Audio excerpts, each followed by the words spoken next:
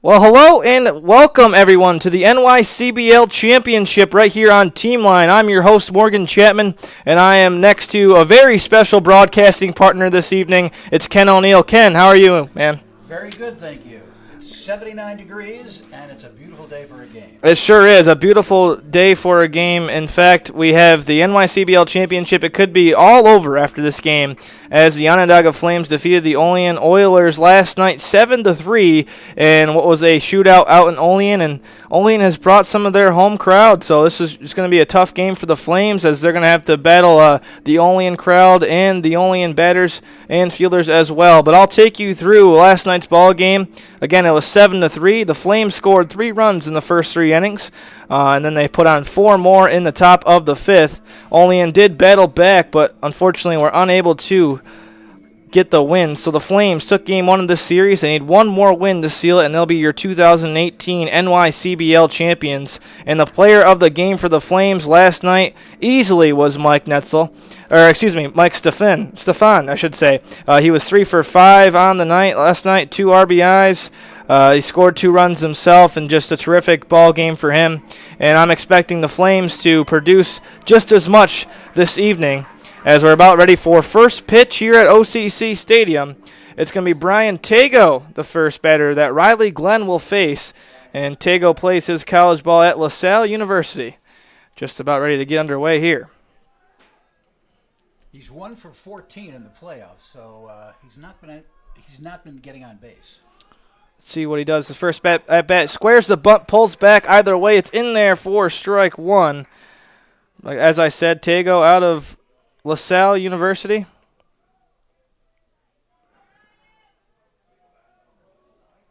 Riley again, the windup, and this one's delivered right down the pipe, and that's going to be a called second strike. Count goes to 0-2 on Tago, and he has to be careful here, as he could be a strikeout victim. Batting at .263 on the season coming into this ball game.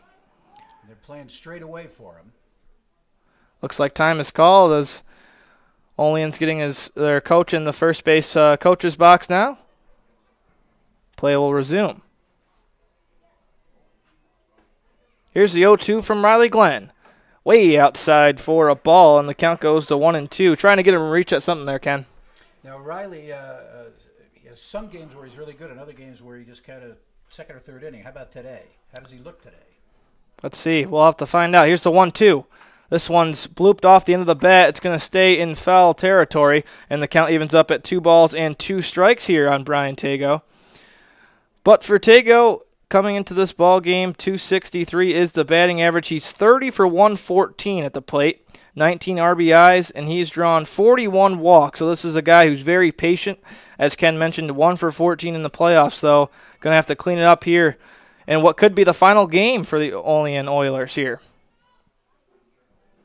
2 balls and 2 strikes is your count, and it's delivered. This one's on the inside corner, and that's going to be a strikeout. The first of the ball game for Riley Glenn, and the first out for the Flames. Strikeout looking, by the way. You got to swing to get a hit. That's true. There's the next batter. It's Jimmy Webb, who's going to be playing first base all afternoon for the Oilers. Let's see what he has in store for Mr. Riley Glenn. The crowd is getting up there for the Olean fans. Yes, they are. Took that tour bus here. First pitch for Webb, right back to Glenn. Beautiful job. Picks it off in his glove, fires it to Stefan, and there's out number 2. So back-to-back plays for the Flames, looking pretty sharp here early on. Now, right now, if those of you who are not at the stadium, it's 3:30 down the lines, and it's 400 to center, which is actually it's almost as big a park as in Cleveland. So it's a nice park to play in. Absolutely. Beautiful home stadium for the Flames. Here's Cole Hollins, the right fielder. First pitch for Hollins, driven out into center field. Cherno gives chase and brings it in for the Flames. 3 up, 3 down for your Onondaga Flames. They'll be on the offensive side of the ball when we return in the bottom of the first. We'll be right back here on Team Line.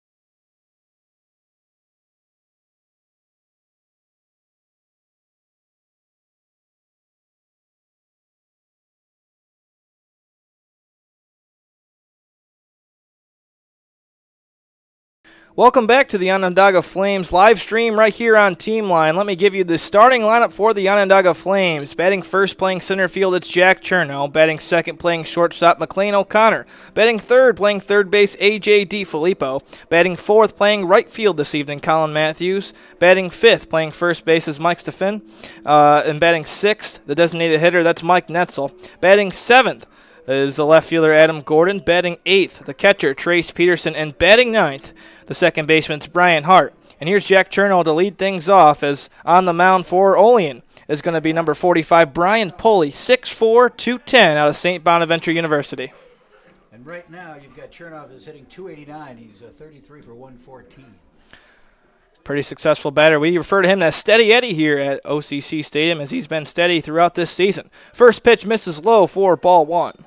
And he has 29 walks, so he's another one who gets on base. Yes, he is. Very patient with his approach, and this guy can square the bunt. He has the speed to beat out a throw as well.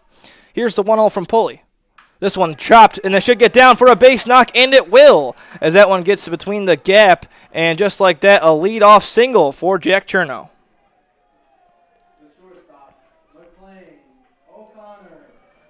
McLean O'Connor, you said, Morgan, is the best player on the team. In my eyes, he's definitely the best player, and that's not a knock at anyone else on the team. He's just he's an athletic freak. I mean, this is a one-of-a-kind baseball player, a player that can make almost every single play in the field, and then with a bat in his hand, look out.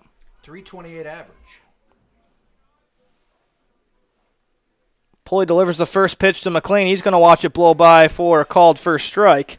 Count goes to 0-1 on McLean with a runner on first. It's Jack Chernow. McLean has smacked a couple of home runs this year. He sure has. 2 in the same inning against the Cheryl Silversmiths earlier this year. The 0-1 from Pulley. And this one's going to get away from the catcher. That's Beimel. And the count goes to 1-1 now.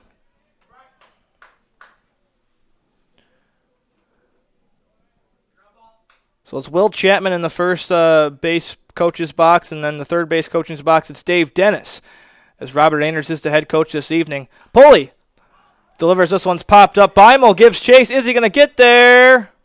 Brings it into the mitt, and there's out number 1. Chernow's going to go to second, though, an errant throw, and he's there. That was a great play. How many times do you see him tag up from first base on a ball that the catcher hits? You sure don't. That's just great base running there from Jack Chernow. So there's a pop out to the catcher. P2 will score that one as, and here's A.J. DiFilippo. But, again, without Mike Cordero here, as he was suspended after the first game of the playoffs for the Flames. Unfortunately, a game against Cortland, there was a bad call. He disagreed with it. And with the commissioner of the league here, he just kind of had a short leash, and he was suspended. But the team is in good hands with Robert Anders. First pitch for DiFilippo. Watches it blow by for a called first strike. DiFilippo has 3 homers and 38 RBIs. Not too shabby. This is a Division I player out of Columbia University, and he is a terrific player for the Flames as well. 0-1 on DiFilippo. Breaking ball misses low, and the count evens up at a ball and a strike here on the Flames' third baseman. Chernow takes about a 2.5-step lead off the second base bag. Pulley checking on him now. Delivers the 1-1. Misses on the outside corner. Count goes to 2-1.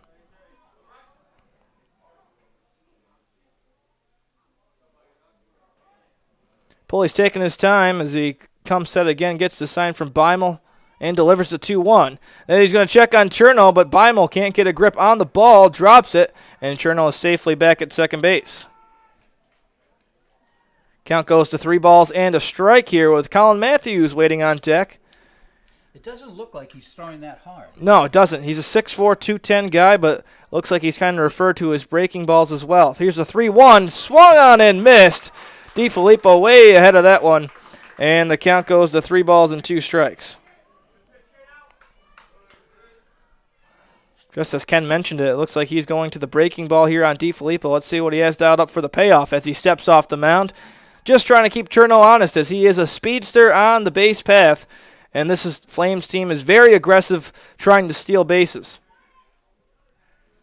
3 balls and 2 strikes is your count. Here's the payoff pitch, driven hard down the first base line, but foul. A few feet, it would have been a double. For sure, definitely would have scored. they're playing straight away. They're not Right. covering the lines at all. No. It's only the first inning. That's true. Interesting strategy by the Oilers here. And again, this is for all the marbles here, as they need to win this game and win the second game to claim the NYCBL Championship. 3-2 payoff, misses way outside, and DiFilippo is going to be the second base runner of the game for the Flames as he draws a walk. How'd you like that at bat, Ken? That was pretty good. He kept, as long as you can make him keep throwing the ball, get the pitch count up, maybe you'll be able to get him out of the game. For sure. Here's Colin Matthews, the Kent State product. See what he has in store for the Flames. Big bat.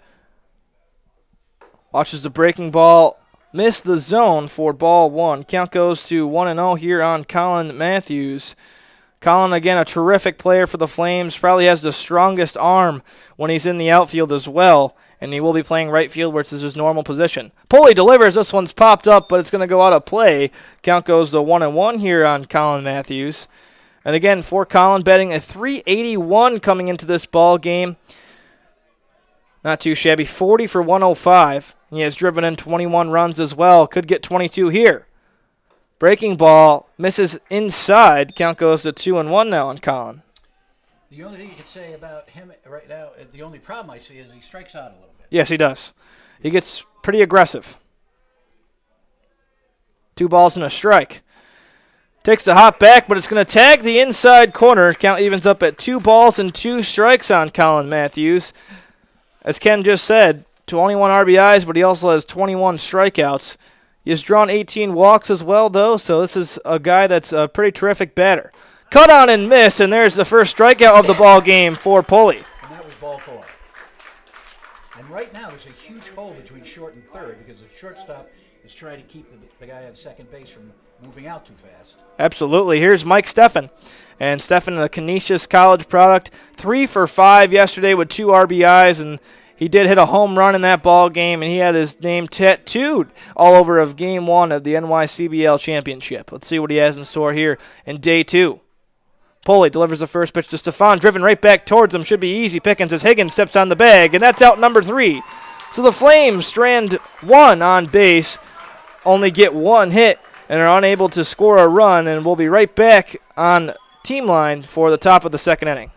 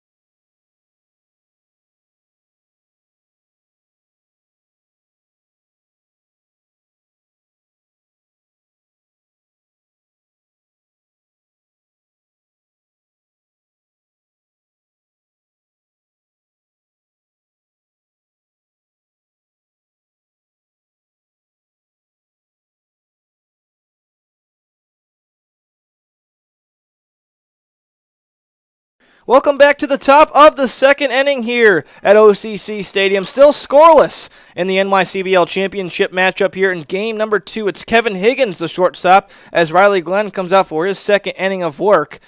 Trace Peterson gives him the sign, and we're about ready to get back underway. Here's the first pitch. Delivered on the outside corner, but it's going to miss for ball 1. 1-0 will be the count. Riley Glenn comes set, and this guy wastes no time. Swung on and missed, and there's strike 1. Kevin Higgins swinging for the fence there. Ken, how has he been looking this season? Well, as soon as I can find the stats, I will let you know. All right, here's Kevin Higgins, 1-1. This one's driven hard out into right field. Colin Matthews gives it chase and brings it in for out number 1. So an F9 will be scored for out number 1, and here's Dom Cesiri. Cesiri, the second baseman. for the Oilers. The Oilers yet to register a hit against Riley Glenn as they went down 1-2-3 in the top of the first inning. So Dom Ciceri digs his spikes into the batter's box, and let's see what Riley Glenn has in store for him. First pitch is driven down the right field line, but it's going to go foul. Count goes to 0-1 on Ciceri. So far, Riley looks good. Yeah. He's keeping the ball down, and he's getting them to hit out and a couple of strikeouts. Again, this is a guy that pounds the zone and goes to work quickly. Here's the 0-1. Misses way outside, lost a bit of a grip on that ball. Count goes to 1-1 here with one away. Ciceri batting at .328 coming into this ball game. He's 38 for 116. Had quite the workload for him this season. This pitch is going to miss high again, and the count goes to 2-1. And again, this is kind of the thing we were talking off the air, Ken, is Riley is dominant at times, but again, sometimes he gets into these slumps where he can throw 3 or 4 balls in a row and maybe walk a couple of batters. Let's see if he can get out of it. The 2-1. And this one misses again. The count goes to 3-1.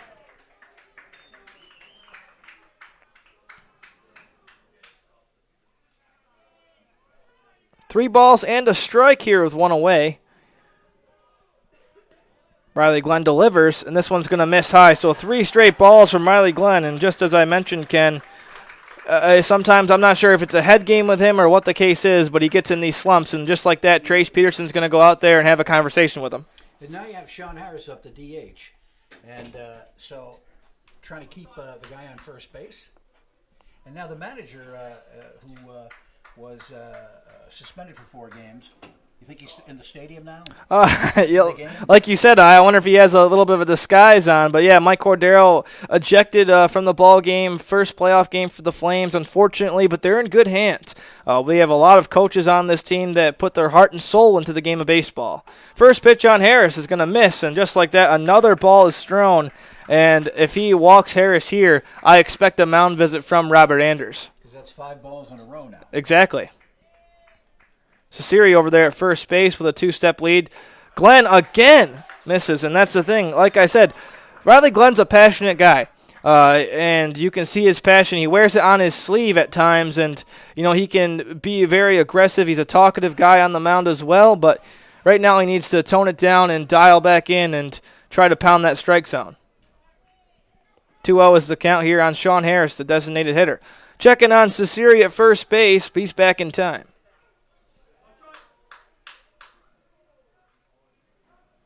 2 balls, no strikes with 1 out here in the top of the second inning. Delivers one to Harris, and again it misses. 7 in a row. Riley has to get it together here. And like I said, if he does throw his 8th in a row, I expect Robert Anders to come out and have a chat with him. Here's 3-0. In there for a strike, and hopefully he'll be able to get his confidence back. I've seen it so many times this season. Pitchers will throw 3 straight balls, and then they'll get the first strike, and then the next pitch here, we'll see if Harris swings at it or not. But we've seen pitchers get out of these situations before. The 3-1, and just like that, like I mentioned, now it's a 3-2 count. Riley looks a little bit better now, and just needs to throw one more pitch to get out of it. And I think he picks up some confidence when he can come back like that, because from 3-0 to 3-2. Can't beat that. 3 balls and 2 strikes with a runner on first. Checking on that runner at first. Oh, man, I looked like he got him. That's where you need instant replay. Absolutely. I wish we had it. That was a delayed call by the first play umpire there, but unfortunately that's not going to be an out. Really nice pickoff attempt there by Riley Glenn.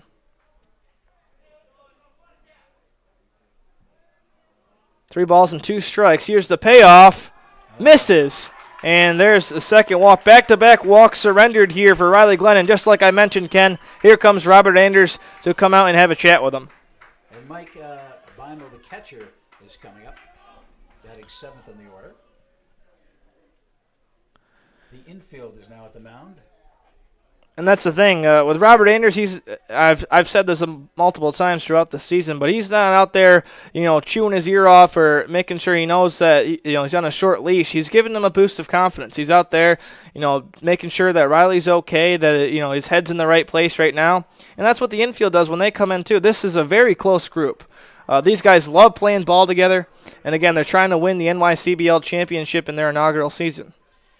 And that would be a nice feat. And we saw the trophy. Yeah. It's a nice trophy. Not too bad. Yes. But as Ken mentioned, it's Michael Beimel, the catcher, the next batter that Riley Glenn will face. Runners on first and second with one out. We're still scoreless here in the top of the second inning from OCC Stadium. Glenn delivers, and this one misses way high. Beimel has to take a step back to avoid it. We've seen a lot of breaking balls from him. I haven't seen that many fastballs. No, and usually his breaking balls work well, but this is a guy that's typically all over the strike zone, starting to lose it here early on in the ball game. Here's the 1-0 from Glenn. This one driven back towards us for strike one. Count evens up at a ball and a strike on Beimel. Well, we have a screen and we have a window between us, so we're not going to get any shots up here, I hope. Yeah, let's hope not. We should be safe. Would be a first for us, though. 1 ball and a strike here with one away. Glenn delivers it. It's going to miss low, though. 2-1 is the count. How do you get out of the slump as a pitcher in this situation, Ken? I would say you just have to throw your best stuff. That's what you have to do. Stop thinking and throw. Let's see if he can just do that. 2 balls and a strike is the count. 2-1 delivered. This one's chopped hard down the right field line, but goes out of play. Got himself in a 2-2 count. Has a pitch to work with as well. But if I'm Riley Glenn, I'm aiming for the strike zone. Dom Cesari's out there on second base with Sean Harris on first. And again, this is Michael Beimel. The 2-2. On the outside corner, it's going to miss, though. Count goes to full at 3 balls and 2 strikes. And you can hear the Olean faithful starting to pick up the noise here. Can you say in the second inning that this is an important pitch here? Yeah, it absolutely is. 3-2 payoff. This one's driven hard out to left field. Adam Gordon underneath it. And it looks like he'll bring it into his mitt. So there it is. Like you said, a very important pitch there. But the Flames come up big without number 2. And here comes Niall Doherty. Whatever happened to catching the ball with 2 hands? I don't think so. That's what I was taught, but these guys with the one-handed catches. I'm going to trust them. You know, I'm the broadcaster. I'm not the big expert, but I'm going to trust their whatever they feel comfortable with. They've been doing a great job all season long. 2 away. Here's the first pitch. This one's driven right back towards Glenn. Can't get a glove on it. Here comes the infield. Gunned over to first, and the throw gets past him. It's going to score the first run of the ball game. Cesari will score, and the brakes are put on. An errant throw there by Brian Hart, and an E4 is going to score the first run of the ball game. So now you have runners on second and third, 1 out, and you got who's up now? Number 39, Ken Lane, the center fielder. Yes, sir. I mean, this is Cam Lane, and I don't know, man. This is just an unfortunate situation for the Flames. I know it's still early in this ball game, but if I'm Brian Hart, you want to make sure you secure that throw because you'll need 1 more out. This one's driven hard back towards McLean O'Connor. Should be out number 3. He fires it to first, and that is out number 3. But Olean has done the damage. They strike first. 1-0 is your score. We're going to step aside for a quick break. We'll be right back with the bottom of the second inning right here on Team Line.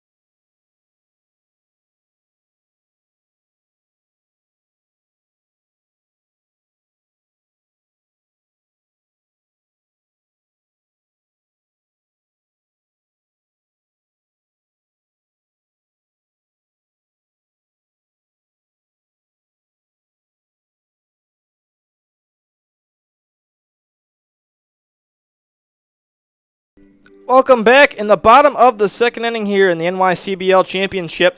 Olean has struck first as an errant throw by the second baseman Brian Hart is going to bring in a run for the Oilers. And here we are in the bottom of the second. Here's Mike Netzel, the designated hitter, as Pulley delivers the first pitch on him. On the inside corner, but missing for ball one. And Netzel's hitting .336. He has 13 walks this year. Again, another very patient batter, the 1-0. That one's going to tag the outside part of the zone for a strike.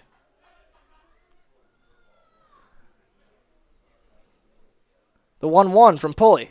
This one's driven hard out in between right and center field. That's going to get down for a base hit. And the Flames, once again here in the bottom of the second, lead off with a base runner. And you have Adam Gordon coming up, and Adam's batting .325. Adam Gordon out of the lineup for yesterday's ball game, but he should have enough rest and enough in the tank to get him through today's ball game, and the Flames need him.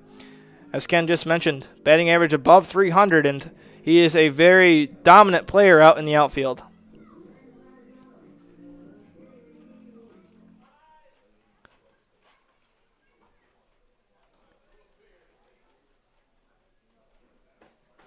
First pitch to Adam Gordon's going to miss on the outside for ball one. Count goes to 1-0 here with Mike Netzel on first base.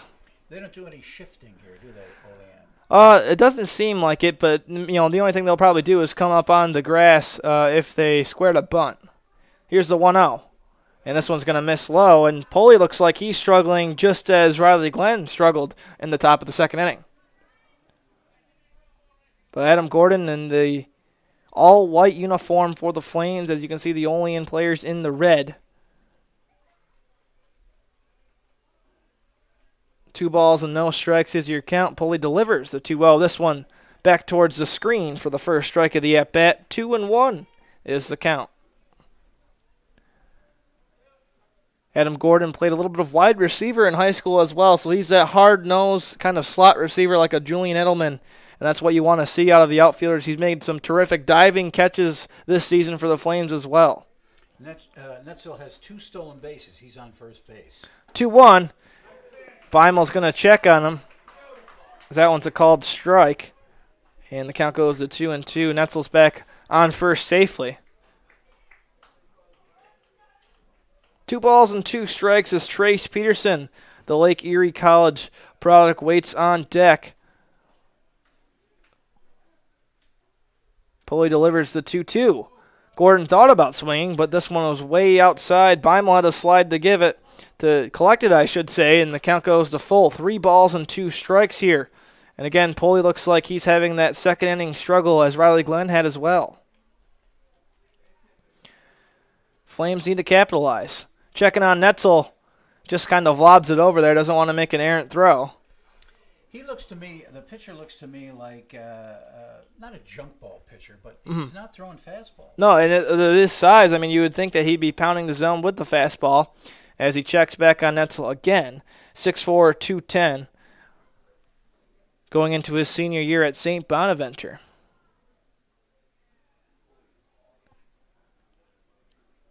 Here's the 3-2 payoff. Gordon chops it right back. Here's Higgins, steps on the bag. Could be 2, and it is! Higgins takes it to the bag for out number 1, fires it to first, and there's a double play. And now the Flames don't have a base runner with Trace Peterson digging his spikes into the batter's box. And now you have Brian Hart, the second baseman, coming up.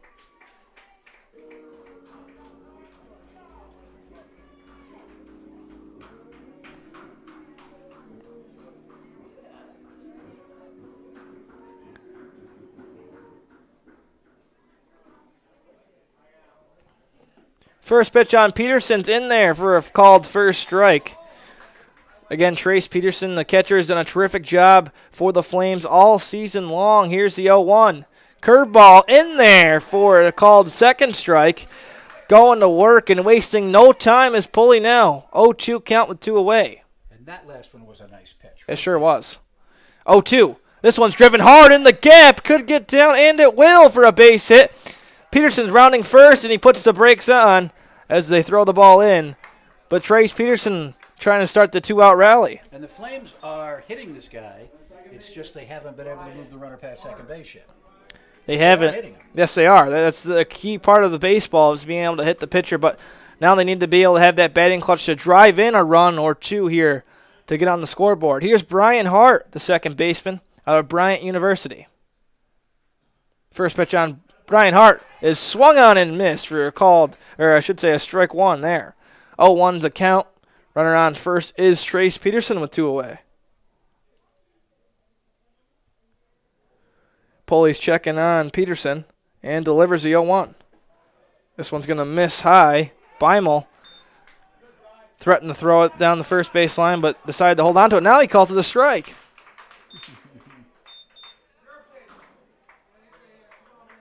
So now the count's 0-2 here on Brian Hart. And Brian has been hit 7 times this year by the pitch. Yes, he has. And this is a guy, tremendous speed when he gets on the bases. He does strike out a ton as well, but 0-2 is the count. Let's see if he doesn't chase anything. Pulley delivers, and it's in there. Striking out looking is Brian Hart. That's the second strikeout victim of the ball game for Brian Pulley, and the Flames are unable to capitalize here. Still the score only in 1, Flames 0 here in the second game of the NYCBL Championship.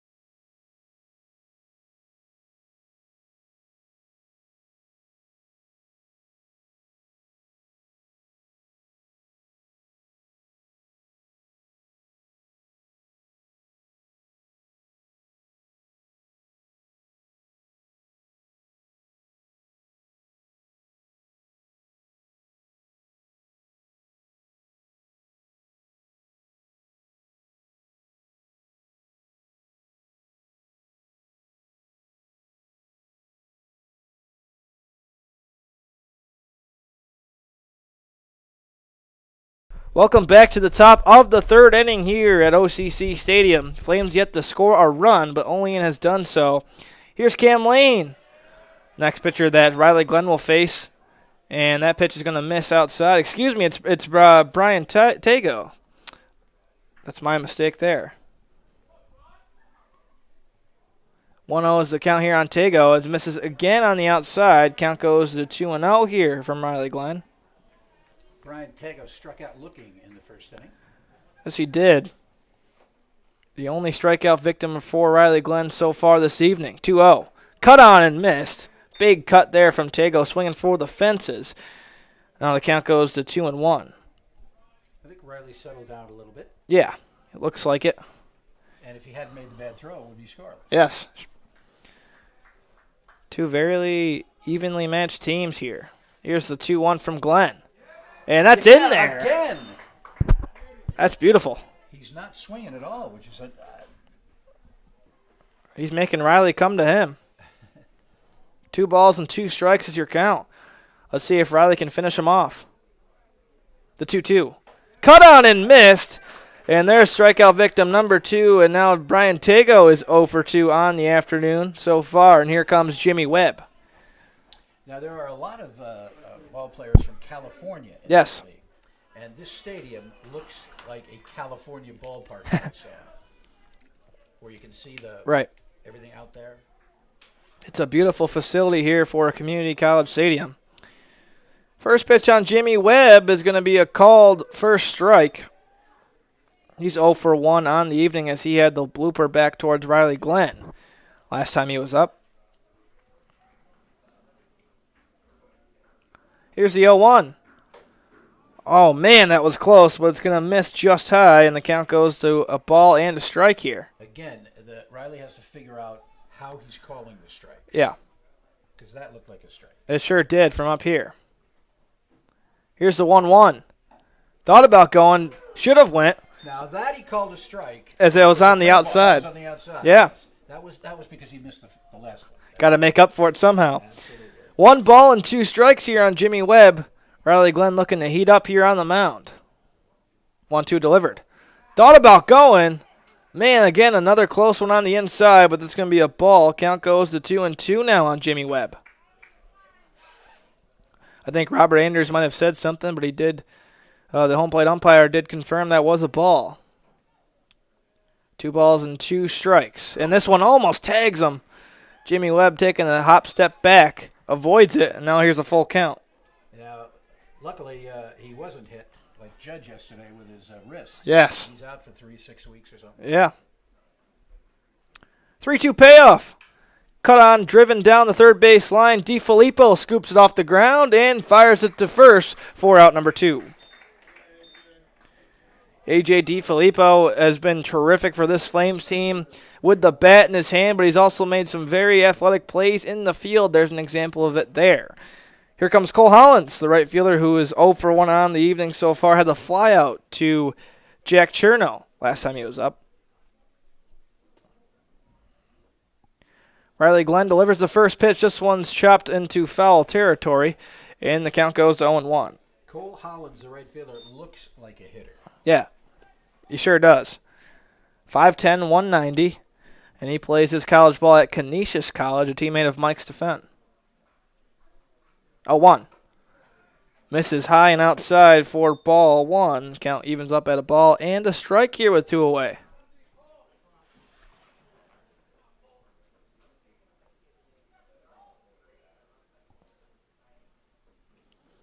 The 1-1 misses way outside. Count goes to 2-1 now on Cole Hollins. Native of Orchard Park, New York. The home of the Buffalo Bills. Yes, sir. 2-1. Swung on and missed, and that's going to be strike 2. Count goes to 2 balls and 2 strikes.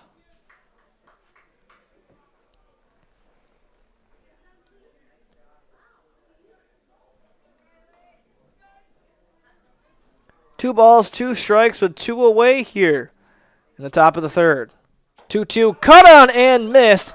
There's strikeout victim number 3 on the evening for Mr. Riley Glenn. And the Flames do their job on defense, time to get that offense started as we head into the bottom of the third.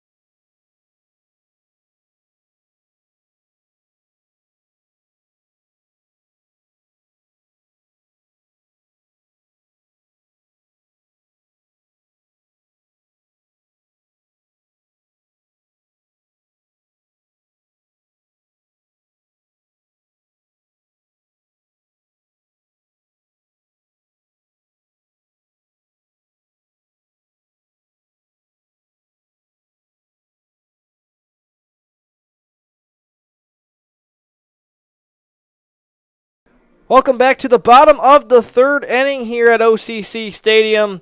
Flames are going to be at the top of their lineup. 1, 2, 3. Jack Chernow, McLean O'Connor, and A.J. DiFilippo will be the first 3 batters that Brian Pulley will face as he's back on the mound for inning number 3. But the Flames, Ken, need to score a run. And Chernow had a base hit, and then O'Connor walked, and they couldn't get a run across in the first inning. First pitch on Chernow is called first strike to start the bottom of the third inning. Unfortunately for the Flames, a throwing error drove in the first run for Olean. Second pitch, a breaking ball that tags the outside corner for strike 2. Maybe the Flames are looking for fastball. Yeah. And that's why they're not getting it, perhaps. They could be. 0-2, let's see if Cherno can get out of it. 0-2 delivered. This one's driven hard out into left field. Tago gives chase. It's there for a fair ball. Jack Cherno will round first base, and he'll put the brakes on at second. There's a leadoff double for Jack Cherno. And he hit it right down the line, left field, and it hit just on the side of the line. Yeah. A fair ball. Can't beat that. Jack Cherno leads things off with a double. Time for McLean O'Connor to drive in a run. It's what the Flames need to tie this ball game up. Now, Andrews came down from third base to talk to O'Connor. Perhaps a bunt? Yeah, we'll have to see. Flames are a fan of small ball. They've played it throughout the season. And McLean does have the wheels to beat out a bunt. We'll see. He squares the bunt, just as Ken mentioned, but except this one goes right back towards us, not the ideal situation for a bunt. Because bunting seems to be a lost art. Yeah. Especially in the majors. Yeah, especially in the major leagues. You don't really see it too much. But it's still a very valuable piece in the game of baseball. Here's the 0-1, squaring the bunt again. He gets it down this time. Can McLean beat it out? Let's see. He does! He beats it out. McLean O'Connor puts the bunt down. How about Dave Dennis? Over there, the third base coach's box gives the sign, and the bunt is on. Now runners on the corners here with A.J. DiFilippo. And it was a perfect bunt as far as the third baseman had to stay because he was coming to third base. Right. It was a beautiful play. Beautiful play. And now it's time for the Flames to drive him in. Here's a guy that can do so. It's A.J. DiFilippo, and this guy has been terrific all season long for the Flames. Leads the team in RBIs, and it's not even close, as he has 38 of them. And now they have a chance to get a run without a hit. They sure do. This one's driven hard down the right field line, and that one's going to go into foul territory. But, man, that one was rocked off the end of his bat. Almost 330 feet. Almost. Foul. If he could straighten it out. And as you mentioned, Ken, I mean, looks like the batters are really starting to see pulley stuff here. Just time to straighten them out and drive in a couple of runs.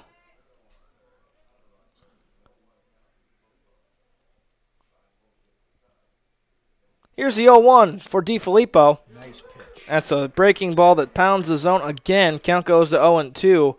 And you have to wonder if McLean O'Connor, with the wheels that he has over there at first base, if he'll attempt a steal here. Takes about 2 steps off the first base bag. Pulley delivers. This one's cut on and missed, but it gets a piece of it to stay alive. We'll do the 0-2 count one more time. And where we're broadcasting from is right over the plate. So you can see the pitches right there. Yeah, it's a really ideal spot for the press box here at OCC.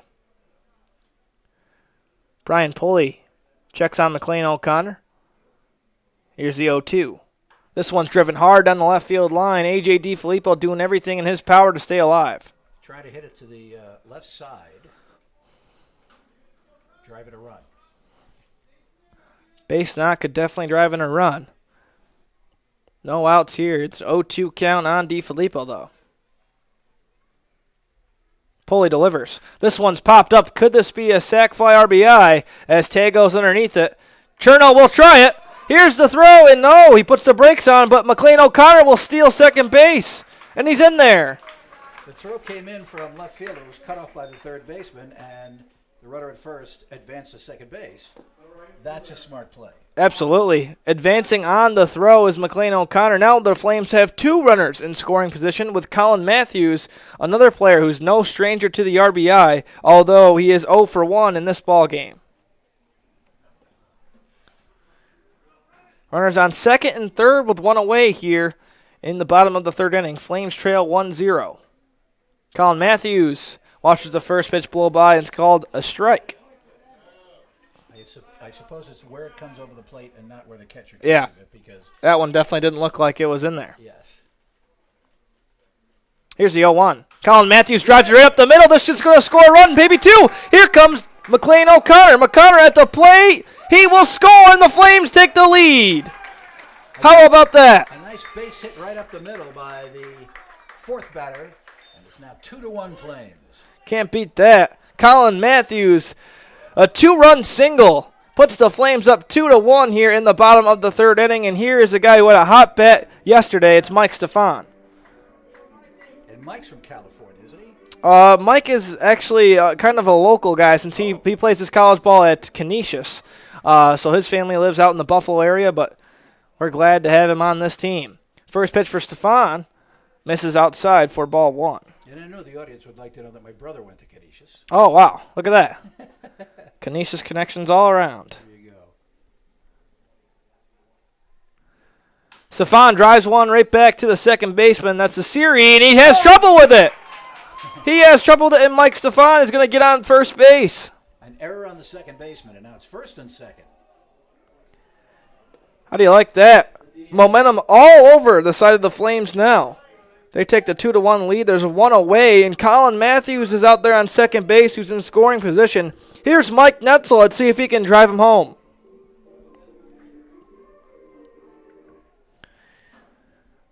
Mike Stefan reaches on an E4. Pulley delivers the first pitch to Netzel. This one's driven hard off the end of his glove. This could be trouble. Here comes one. Colin Matthews rounding third base. He will score. And the brakes are on for Mike Stefan, but just like that, Mike Netzel gets the job done there. An RBI double. The ball was shot right at the first baseman who dove, and it bounced off his mitt in fair territory for a double. And now the Flames take a 3-1 lead. 3-1 is your score. And, man, what a ball game this has turned out to be. And I told you, Ken, as we were off the air between the break, this team can turn around in a blink of an eye. They put up 3 runs here in the bottom of the third. And they still have a run around second and third and 1 out. Can't beat that. Let's see if they can continue to drive them in. As time is called for the Olean Oilers. Let's see if Brian Pulley's afternoon is over. Perhaps it's just a quick mound visit, as we haven't seen anyone warming up for the Oilers so far this afternoon, but again, this is the second game of the NYCBL Championship. Game 1 was played last night in Olean, and the Flames won that one 7-3. And it's the best of 3 series. You do the math. They win one more game. They take the hardware home. If Olean wins this game, there'll be a third game at 7 p.m. And if you, for Olean, they have to play everybody. Right. Everybody plays no matter who, because this is it. This is it. This is the end of the line. They're going to leave Brian Pulley out on the mound. Hopefully they could give him a boost of confidence because he looks to be rattled right now. 7 hits have been surrendered, 3 runs scored. And here's Adam Gordon. And, again, this is a possibility, as you said earlier, for a 6-run inning. Yes, it absolutely is. Away in the third inning. Yeah, they could absolutely do so. Here's Adam Gordon, who grounded into a double play last time, trying to change his luck here with a swing of a bat. First pitch on Gordon, watches it, and it's going to bounce in the turf for ball 1. 1-0 is the count. Mike Netzel out there on second base. Mike Stefan on third. The fans are very vocal here. Yeah.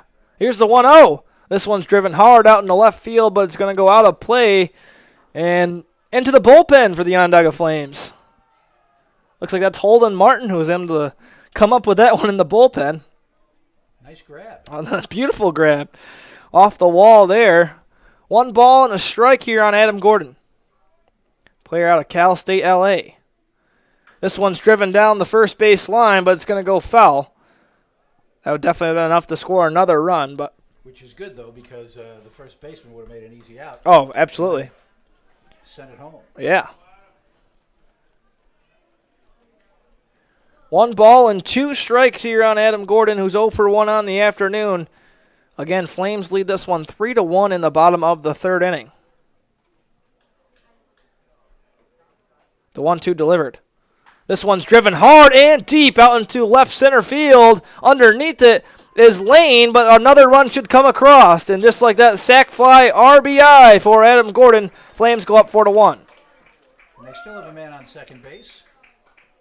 A nice sacrifice fly, and now there's 2 outs. So Mike Stefan's going to score. Runner on second, as Ken just mentioned, it's Mike Netzel, and here's Trace Peterson. And, I mean, this team, it's absolutely crazy to think that through the first 2 innings, they're unable to score a run because now this team is just seeing Brian Pulley, all of the pitches he's thrown, and they do such a good job at adjusting as the ball game goes on. And you can see it here. 4 runs scored in the bottom of the third, perhaps more to come. And the second go-around is where the pitcher's getting hit. Right. Trace Peterson drives one down the line. This one should be easy pickings. Higgins fires at the first. He got him. Oh, man, his foot was just on the bag. It's Jimmy Webb. And that's going to be out number 3. But the damage is done. The first crooked number of the ball game is up on the scoreboard. Flames put up 4 in the bottom of the third. Lead this thing 4-1 as we head into the top of the fourth. We'll be right back.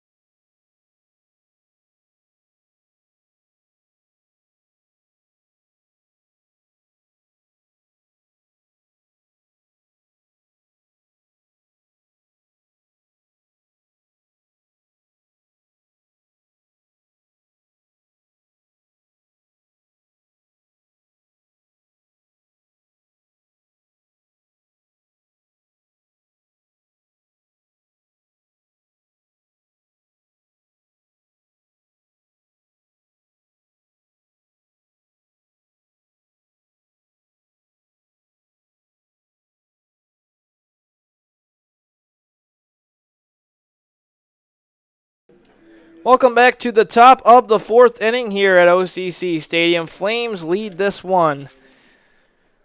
It's 4-1, and the first batter that Riley Glenn will face, it's Kevin Higgins, the shortstop, who's a big threat to get on base, but he's 0 for 1 in this ball game. Had the fly out to Colin Matthews last time he was up. Here's the first pitch from Riley Glenn, and that's going to be a called first strike. And what Riley, I'm sure he knows this, needs to do, you just throw the ball over the plate. Even if they let him hit it, yeah, you have the lead. You sure do. The 0-1, and this one almost tags him, but it's going to be a ball either way. Count goes to 1-1. And to your point, Ken, I mean, if he just throws it into the strike zone, I'm confident that these guys can make a play for him as well. And they do have the lead. Absolutely. Here's the 1-1. And that one's going to be a called strike 2. Higgins has yet to swing the bat, and the count goes to a ball and 2 strikes.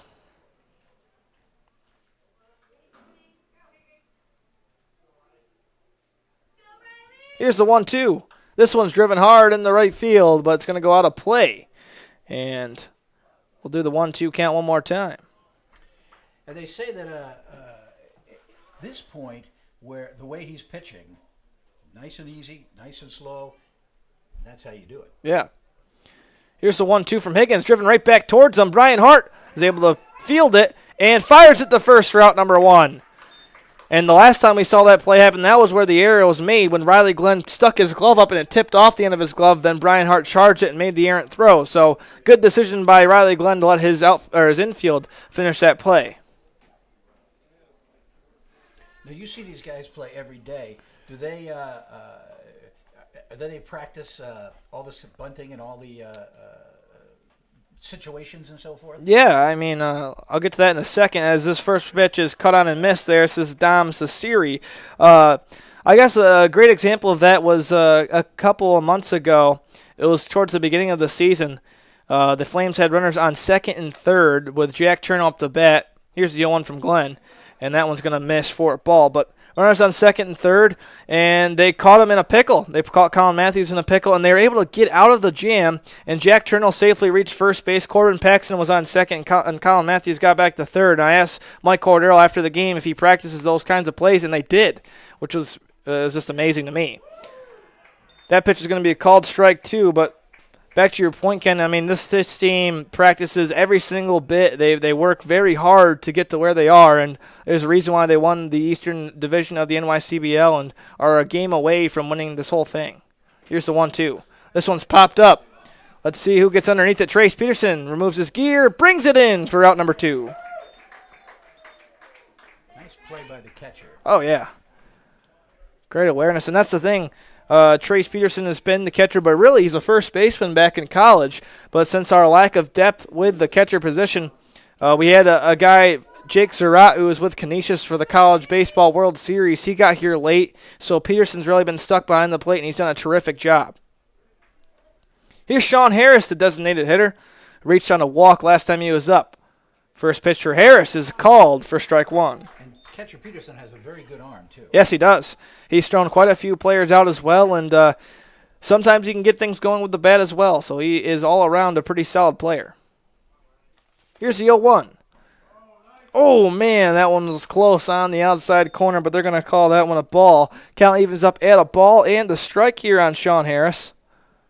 You got to say the ump behind the plate has an odd strike zone. Yes, he does. Seems to be shifting as the game goes on. The 1-0. This one's driven hard in the right field, but it's going to be a foul ball. Count goes to 1-2. Sean Harris plays his college ball at St. John Fisher, so not too far away in Rochester, New York. Out of Portville, New York. Stands at 6'2", 200 pounds. Here's the 1-2 from Riley Glenn. This one's driven hard into left field. Adam Gordon and McLean O'Connor gives underneath it, and McLean brings it in for out number 3. Flames keep their foot on the gas as we head into the bottom of the 4th inning. Still lead this thing 4-1.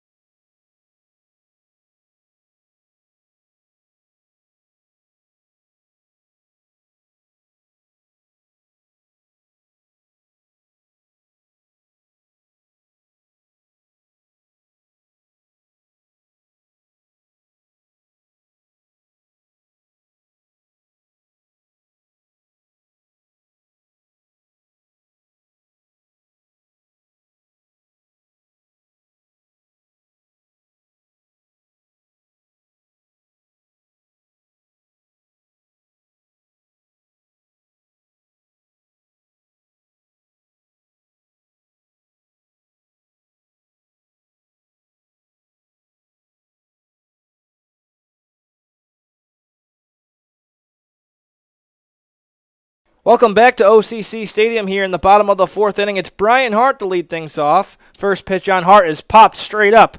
Let's see who gets underneath it. Looks like the first baseman, Jimmy Webb, brings it in for out number 1. Nice catch by the first baseman in foul territory for the first out. So P3 is going to lead things off. Now we're back to the top of the lineup with Jack Chernow, the center fielder who's 2 for 2 on the biggest stage of the NYCBL, the championship game, which could be the closing game in this whole thing. Pulley is still on the mound. Yes, he is, and he's yet to be pulled. No pun intended there. But the only thing I would say is that he has to be the best pitcher that they have. At the right. You definitely want to save your best here as your season's on the line. This one's driven hard into left field. Tago gives it chase. Diving attempt is no good, and Jack Turner will trot back to home plate to take a crack at the second pitch here.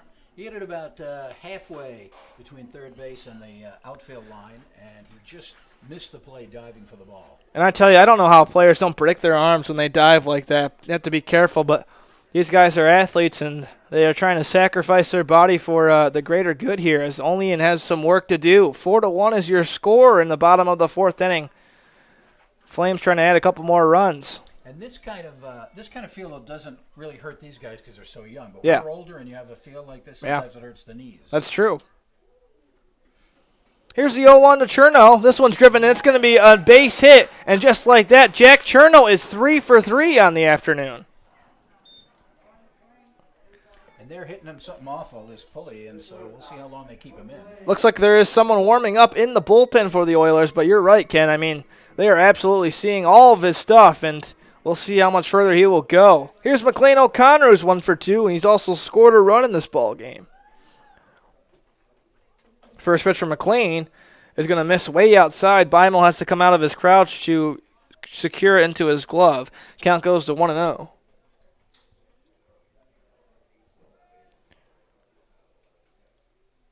One ball, no strikes. And just like that, that's a strike one. Count goes to 1-1. It's called for a strike. And Jack Cherno remains on first base. So 1 ball, 1 strike with 1 away. And Dave Dennis is going to give some signs to Cherno and McLean. Last time we saw McLean on base, or up the bat, I should say, he got the bunt single. Cherno safely back at first base as Pulley checks on him. And for those old people out there, like the grandparents and parents, O'Connor is wearing Roy Campanella's number. Not too bad of a number. A 1-1. Cherno's going. And they got him. Beimel connects with Cesari, and there's out number 2. But you got to give him credit for attempting that at the time. Yeah. You got to keep pushing. You got a 4-1 lead. Keep it going. Right. Gutsy call there by Dave Dennis, and now McLean O'Connor trying to start the 2-out rally. 2 balls and a strike. This one's driven hard in the gap. It's going to get down. Could be a double, and it should be. McLean rounding first base, and he's going to put the brakes on at second, and there's a 2-out double for McLean O'Connor. And I'll tell you, McLean rounded first, and he was moving. He was going to get to second no matter what. That's what I'm telling you. This guy is an athletic freak. You could see it on that play. He is a speedster, and this guy can make almost every single play in the field. Here's A.J. DiFilippo, who's 0 for 1 on the evening, but he did reach on a walk back in the first inning. He's hitting in the Don Mattingly spot. Yes, and it's a good position for him to be in. This one's driven down the line. It's a fair ball. Here comes McLean O'Connor. McLean's going to score a run easily, and here comes A.J. DiFilippo. He's going to hold up, and just like that, back-to-back doubles, and the Flames go up 5-1. Well, I got to tell you, they're hitting this guy all over the field. And I don't understand why they don't get him out of there. They got to get somebody else in there. And you just saw Pulley wave his arm back towards the dugout as he's motioning, saying he wants to stay in this thing. But as Ken just mentioned, I mean, this one's getting kind of ugly for him.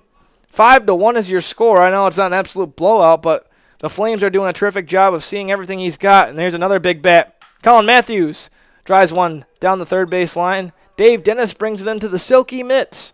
That was a nice catch. Without a glove. Can't beat that. Bare hands that foul ball, and the count goes to 0-1. Runner on second is A.J. DiFilippo with 2 outs. Colin Matthews pops one up out of play, and now Pulley has him in an 0-2 situation. I think Pulley just wants to get the final out here and try to go 4 full innings. But what I like to see is the aggressiveness of Onondaga. And they're trying to put their foot on it. And they sure are. 0-2, Colin Matthews gets a piece to stay alive. Here's the throw. And there's out number 3. But the damage is done one more time. Flames add one more thanks to A.J. DiFilippo on the RBI double. We'll be right back with the top of the 5th.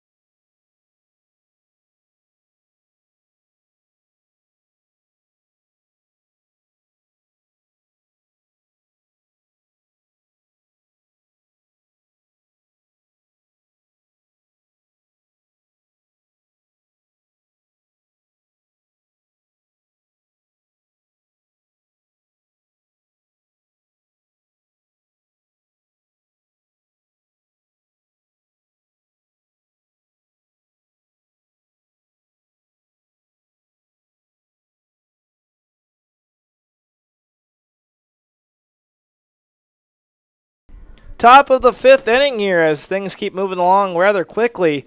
Flames add another run in the bottom of the 4th, and that's 5-1.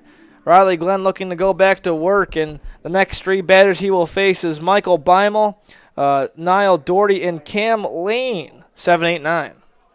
Well, it looks to me with a 5-1 score, if things continue, you're not going to see Keon come in.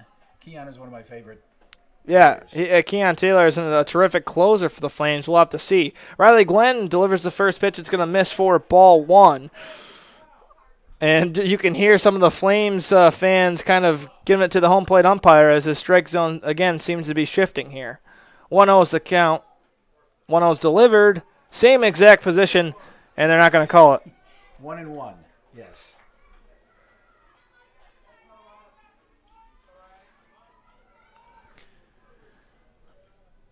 Riley Glenn delivers. Thought about going. Did he go? He didn't.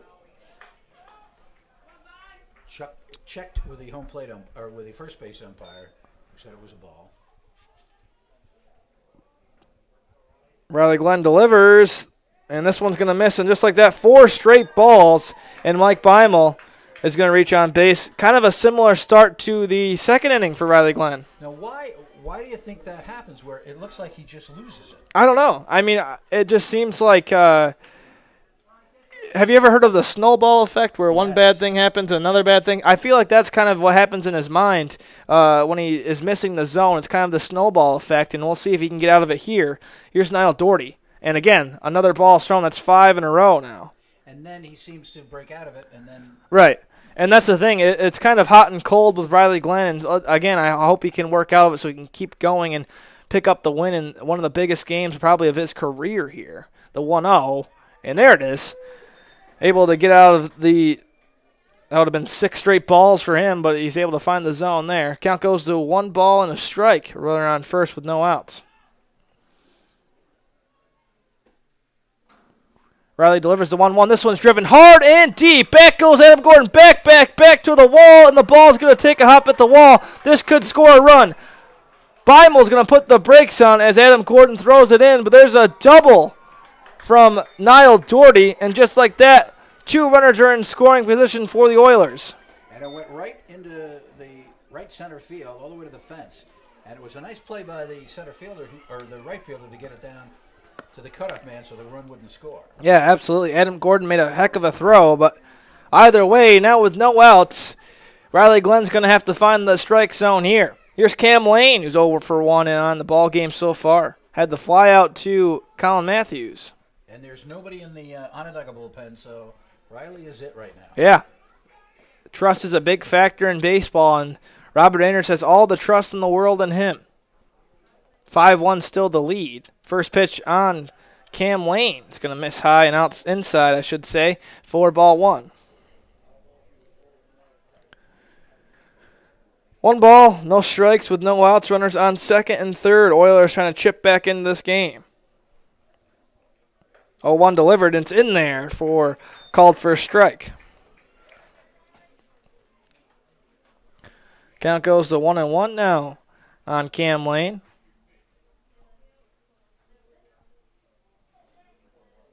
Here's the 1-1, and that one misses low. Trace Peterson does a terrific job of blocking it, make sure that ball doesn't get past him, but the count goes to 2-1, and Riley Glenn back and forth with struggling to find the zone. And besides calling the pitches, one of the best things is getting in front of the ball so it doesn't go by you. 2-1. Man, that's close, but they're going to say that that's not in there. And just like that, count goes to 3-1. Riley Glenn's a pitch away from walking the bases loaded. And we don't want to seem like we're getting on the umpires, but from where we see, the same pitches, one is a ball, one is a strike. Right. It just seems like the zone is kind of shifting back and forth. 3-1. This one cut on and driven back towards us. Count goes to full at 3 balls and 2 strikes here on Cam Lane. Again, Cam Lane trying to help his team chip back into this ball game. 5-1 is the score here in the top of the 5th inning. Flames trying to put the brakes on him, though. It's all up to Riley Glenn. 3 balls and 2 strikes is the count with no outs. Here's the payoff. And it misses low. Gets past Peterson. Beimel's going to hold up at third base, and Riley Glenn surrenders another walk. So So you have the bases loaded now, nobody out. And here comes Robert Anders to have a quick chat with him. Second walk of the inning.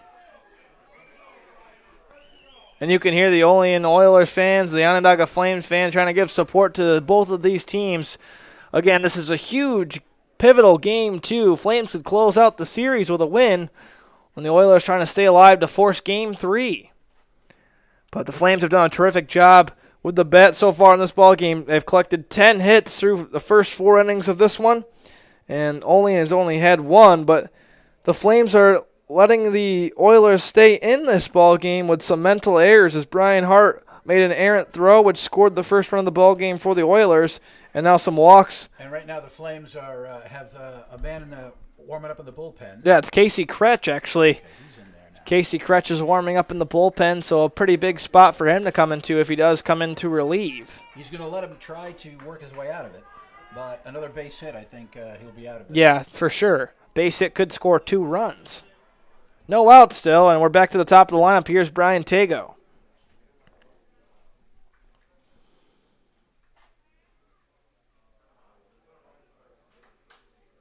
Now, how important is it for the manager pitch count? Is that a big deal in this league compared to? It's a big deal for the coaches back home, for wherever college they're from. It's kind of a bigger deal to them. Here's the first pitch on Tago. This one's driven hard and deep into right field. This one could be gone. And it's just to the wall. But either way, one's going to score. Here comes another one. And just like that, the Oilers put 2 more on the board with a double from Brian Tago. And we have ourselves a ball game. And it banged off the wall, went over his head, and 2 runs scored. And that makes it 5-3. And you got a man on second and third and nobody out. And I'm not sure how much longer Riley Glenn will go now, but just like that, the Oilers have chipped their way back into this ball game. Brian Tago with a huge double. You didn't think it was going to be easy, did you? I did not, and I'm glad this game is as good as it is here in the NYCBL Championship. Riley Glenn goes right back to work trying to fight off the distraction there, pounds the zone for strike 1. But the Flames have yet to get out, and both runners on base. Now Tago represents the game-tying run in this ball game. Here's the 0-1. Calls it. There it is. Count goes to 0-2 now on Riley Glenn.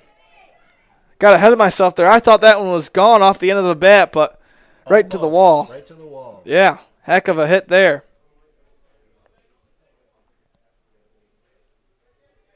Base hit ties it. See if Jimmy Webb has it in him. 0-2 is the count. Riley Glenn trying to stay alive. 0-2 driven right back. Here comes A.J. DiFilippo. DiFilippo checks on the runner at third. Fires at the first for the first out of the inning. Beautiful job by A.J. DiFilippo, making sure the runner stayed at third base and then made the right throw to first to get out number 1. Very good. That was a great play by the shortstop.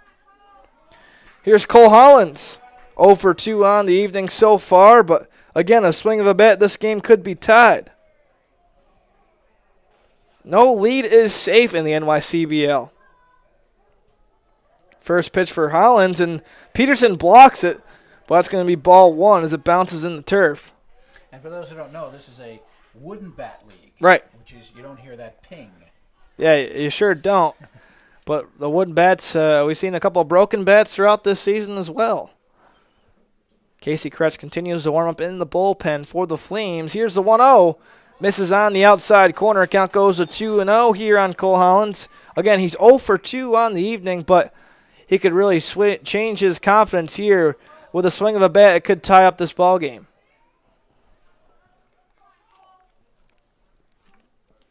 The man in the bullpen is ready. They want to bring him in. Hollins calls time as Riley Glenn was taking his time getting the pitch from Trace Peterson.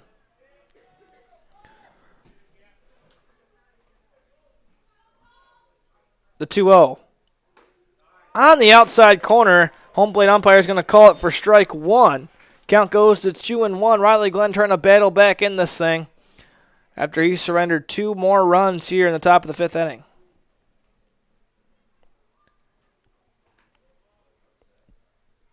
Comes set. Here's the 2-1.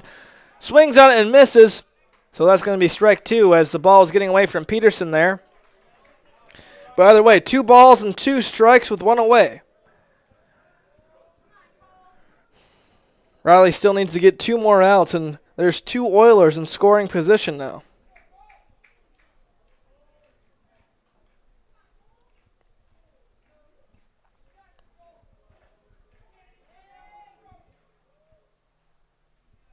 Here's the 2-2. And did he go? They're going to check on him. They say he didn't. Man, that was close. Now the count goes to full at 3 balls and 2 strikes. But check swing there by Cole Hollins. He's able to lay off the Cheddar there. And right now, the Oilers only have 2 hits, but they have 3 runs. Yeah. Scored on the air from Brian Hart, but The Flames have 10 hits.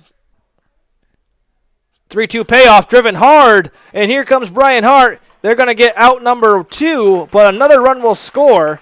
So a ground out RBI for Cole Hollins, and now this game is 5-4 in the top of the 5th inning. And a man on third base. And a man on third base, you're absolutely right.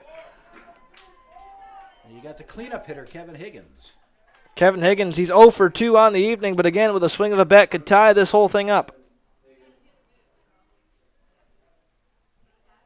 Boy, this would be something if he could get out of this. Yeah, if he can at least Get have himself in and get himself out. right with the Flames still having the lead in this ball game, and again, you've been a witness to this. The Flames can put up 4 runs, they can put up 6 runs in an inning, so it's no need to panic. But either way, after a quick mound visit with AJ Filippo, Trace Peterson, and Riley Glenn, let's see if Riley can get out of this jam here and get out of the inning. Runner on third base is Brian Tago, who had a double that scored 2 runs for the Oilers. First pitch from Glenn, and that misses high for ball 1.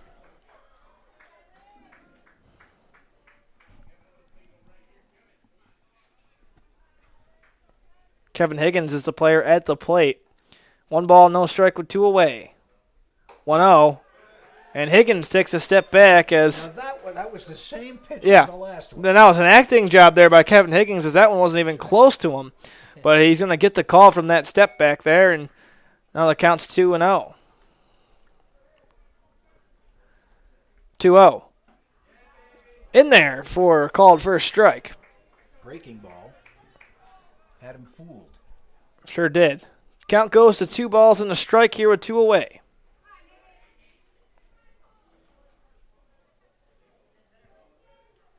Here's the 2-1 on the outside corner, and the umpire is going to call that one a strike. Count goes to 2-2, and Riley is a strike away from getting out of the inning. Is that Don Zimmer coaching third base? No? Kind of looks a little like him. Sure does. Same body shape and everything. Here's the 2-2. This one driven right back towards Glenn off the end of his glove. Brian Hart still able to make the play, and there's out number 3. So the Oilers put up a crooked number in the top of the 5th inning, but the Flames still lead this thing 5-4 as we head into the bottom of the 5th. We'll be right back.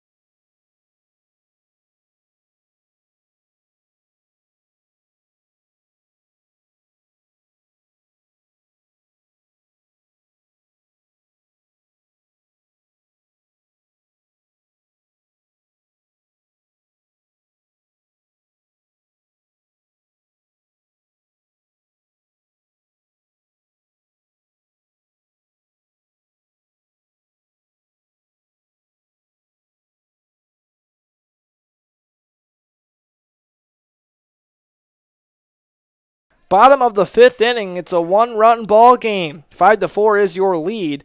And I'm Morgan Chapman alongside Ken O'Neill for what could be the final game of the season. We'll see if the Flames can close this thing out. Here's Mike Stefan. reached on an error last time he was up, and he's 0 for 1. First pitch is a called first strike. Brian Pulley returns to the mound for his 5th inning of work, and Flames have been all over him. 10 hits so far. This one driven right back up the middle, and that's going to be a base poke for Mike Stefan. There must be 4 or 5 times where the ball has hit the pitcher's glove and bounced away. Yeah, that's the thing. If I'm the pitcher, if I can't get a good play on it, I know I can't secure it, why would you mess it up? Because then the ball takes a different direction, and the guy's charging in it, looking to make the play, and just like that, the ball's going hard right or left, and the runner's going to easily get on first base. Here's Mike Netzel, the designated hitter this evening. Pulley delivers, squaring the bunt, pulls back in time. That's going to be ball 1. And they were talking today on the radio about going the DH for the National League. Yeah, I've heard about that. That conversation's been up. I'm all for it. Yeah, but me too. Who wants to see a pitcher back? Exactly. It's just silly. And every time that happens, the Yankees lose a pitcher. They get injured. Right. Yeah. Tanaka ran around bases and had 2 things with his ankles or something. Yeah, I think he pulled his hamstring or something like that. Something silly. The 1-0. This one driven hard into center field. Lane trying to give it chase. He gets under it for out number 1. Mike Stefan's going to trot back to first base, but that one was driven hard into center field. Not enough underneath it to get it out of the park, though. And here's Adam Gordon. Almost 400 feet. Yeah. For that out. That one, again, it looks good off the end of the bat, but just because this ballpark is so big, you can't get ahead of yourself. And other ballparks, like Sherrill, I'm sure that one would have probably been gone, but either way, 1 away, runner on first, and here's Adam Gordon. First pitch for Adam, he's going to watch it blow by for strike 1. I'd like to know how many pitches Pulley has thrown. I'd love to know that as well. Sac fly RBI for Adam Gordon in this ball game, and he also grounded into a double play. Here's the 0-1. Breaking ball in there for strike 2. That was a nice break. Yes, it was. Looked like a curveball from up here, and man, it's going to tag the zone. Count goes to 0-2 with 1 away. Adam Gordon needs to fight off anything close. Back over to the first baseman, that's Jimmy Webb, to check on Mike Stefan, but he's back in time.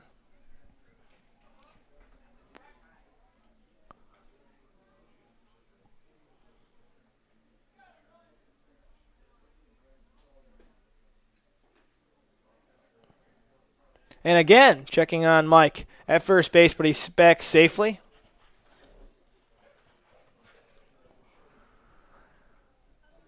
Oh-2 count still here on Adam Gordon with 1 away.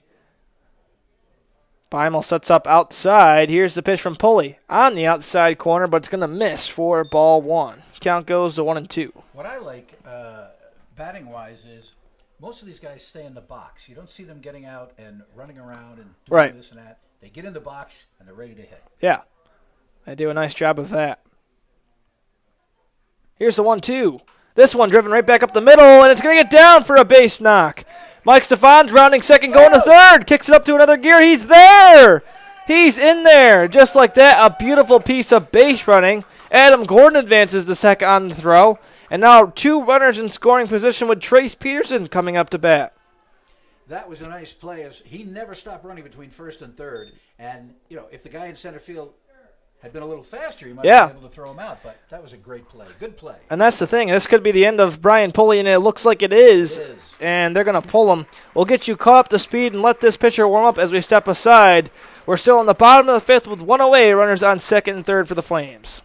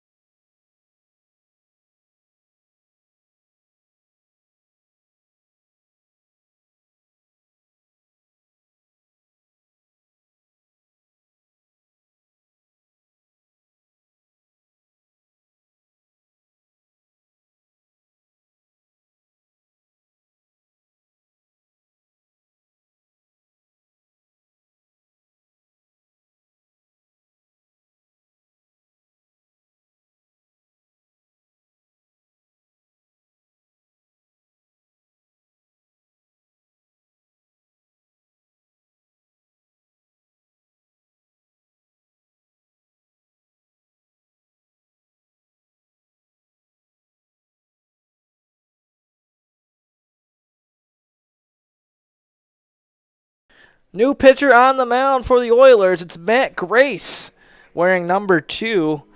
Again, it's 1 out. Runners on second and third. It's Adam Gordon on second, Mike Stefan on third, and here's Trace Peterson. Matt Grace plays his college ball at Niagara University, and he's a native of Niagara Falls. Not such a bad place to live. First pitch on Trace Peterson gets past the catcher, and it's going to score a run. And just like that, Flames go up 6-4. Very nice play to get an extra run. Not the ideal start for Matt Grace, but 6-4 is your score now. And Adam Gordon advances to third base.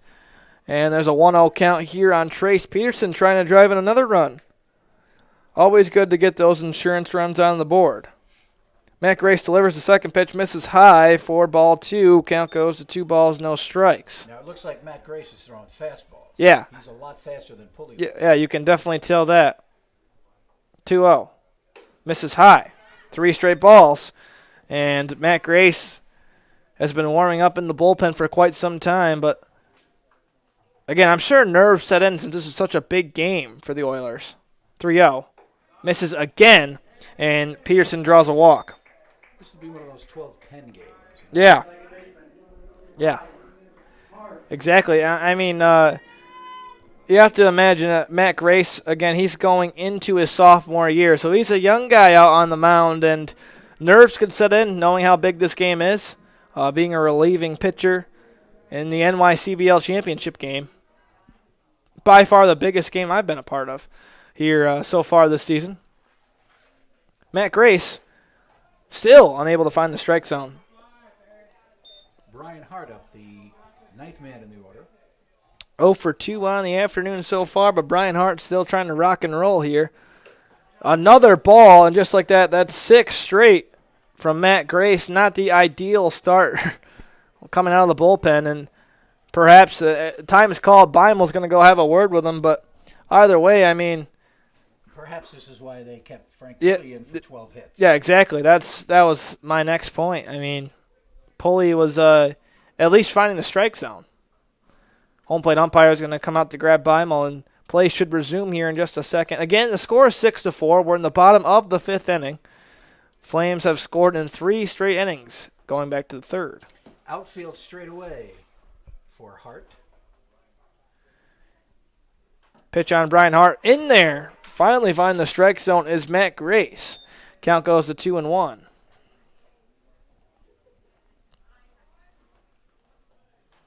Two and one doesn't curve. Curveball doesn't curve, and it tags him. And just like that, a hit by pitch. The Flames have loaded up the bases, and here's Steady Eddie or Jack Chernow, the leadoff man. And it looked like it hit him on the tip of the helmet. Yeah, I think it did. I think a curveball that didn't curve at all. And just like that, bases loaded. Flames trying to unload them here and really take control of this ball game. Jack Chernow was 3 for 3. Cut on and miss for the first pitch. Big swing there from Jack. But yeah, like Ken just said, 2 singles and a double to his name so far. Couple of hits away from getting to the cycle. He could break it open. 0-1. Cut on and missed again, and Matt Grace is starting to find it's the fastball. And again, these guys haven't seen a fastball like this whole ball game. Pulley was throwing a lot of slower, off-speed breaking balls. He's got a big gap between the first baseman and the second baseman. 0-2. And he's going to miss with that one. Chernow's not fooled. Count goes to 1-2, and you're right. There is a big gap as looks like the first baseman is looking for a bunt, perhaps. Yeah. His toes are almost on the inside of the turf here. Hey, the leadoff man is about. He could bunt. But could. I don't think so. 1-2, misses high. And Matt Grace going right back to his struggling ways. If I'm him, I'm throwing that fastball. Chernow took 2 big hacks at it. But we'll see. 2 balls and 2 strikes with 1 away. Bases are loaded. The 2-2. This one driven back down the first base line. Let's see if they can beat it out, and they will! An errant play made unable to scoop it up in his glove successfully. It's Cesiri, and another run will score. The first baseman looked like he was going to get the play, and then when he realized he couldn't get it, he went back to first base, but the second baseman couldn't get him the ball in front, and a run is scored, and it's now... It's 7-4. 7-4, and still the bases loaded and 1 out. 7-4. Here's McLean O'Connor looking to unload the bases. 2 for 3 on the ball game so far. He's also scored 2 runs himself. McLean watches the first pitch from Matt Grace off speed, strike the zone.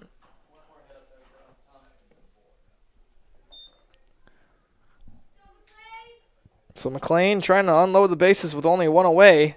Thought about going to that one. Either way, it's in the zone. Count goes to 0-2. Same situation Jack Cherno was just in, but he was able to work himself out of it. Now let's see if he tries to put the ball in play as opposed to swinging for the fences. Right. Here's the 0-2. Cuts this one back towards us, and we'll do the 0-2 again. But you talk about situational baseball. This is a perfect situation just to look for a base hit. Where are the gaps, and where can I get a ball down? Let's see if McLean O'Connor can do just that. The 0-2.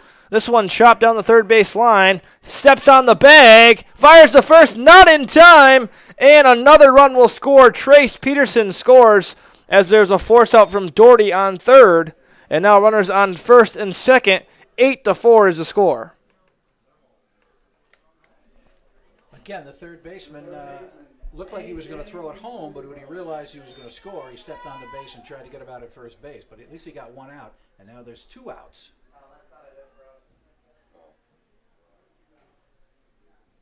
And up to the plate, you have A.J. DiFilippo. See what A.J. can do as he watches the first pitch blow by, but it misses on the inside for ball 1. A.J. DiFilippo 1 for 2, as he had a walk. And I like the fact they're playing small ball as opposed to trying to hit it out of the park. Absolutely.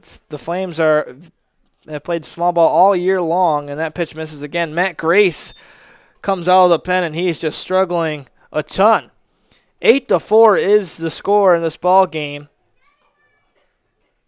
Runners on first and second, trying to start that 2-out rally here. Get a couple more runs. DiFilippo takes a hack at that one down the first base line, and there's out number 3. But the damage is done. Flames put up another crooked number in the bottom of the third. We'll be right back here on Team Line.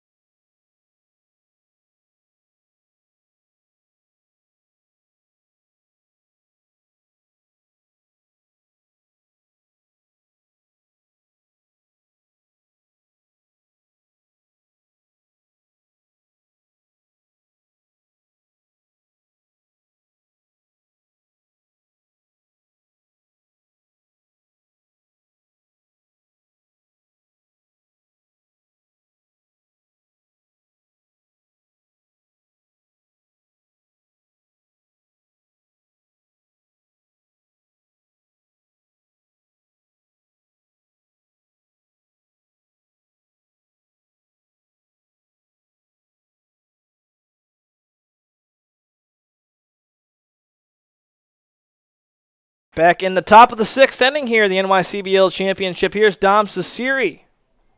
And Riley Glenn is still in. Riley Glenn is still in. First pitch is in there for strike 1. So Riley Glenn still in the ball game, coming out for his 6th inning of work. Surrendered 2 hits so far, and 4 runs have come across the plate. Second pitch from Glenn misses for ball 1. Count goes to 1-1. And I think you don't see complete games anymore. No, you sure don't. We've seen one so far this year from Gunnar Groen. He threw 9 innings and did a terrific job a little while ago. Cesiri cuts on that one and misses, but like you said, you really don't, and that's just due to safety and keeping players' arms right, and you don't want them to, blow out an elbow or anything like that. And Gunner's family is here. I met his father. Yeah, he's a terrific guy. 1-2. Cut on and missed.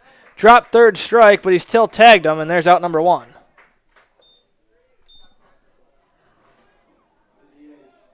Big DH Sean Harris is up. Yeah, and this is another strikeout for Riley Glenn. He's up to 4 on the ball game so far.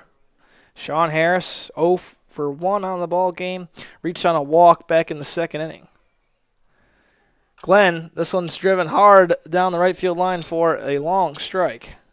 Count goes to 0-1. There is very little breeze. Yeah. So there's nothing preventing something to go up in the air. Yep. The 0-1 from Riley Glenn in there for strike 2.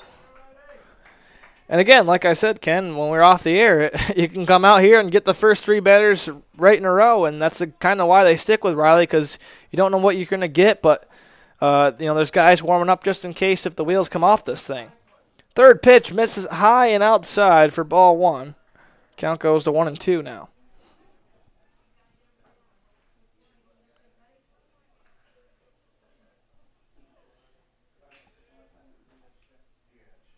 One-two on the inside corner. That was close. That was close. Let me tell you, it's a beautiful day, beautiful temperature for a game, but there's one giant black cloud up in the air. Yeah, and of course it's right above the stadium. It's got bad luck written all over it.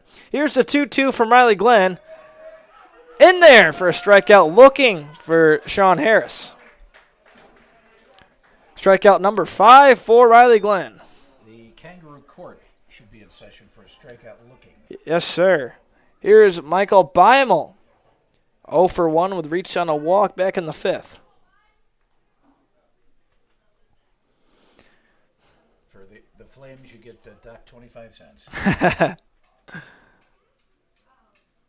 Time is called here.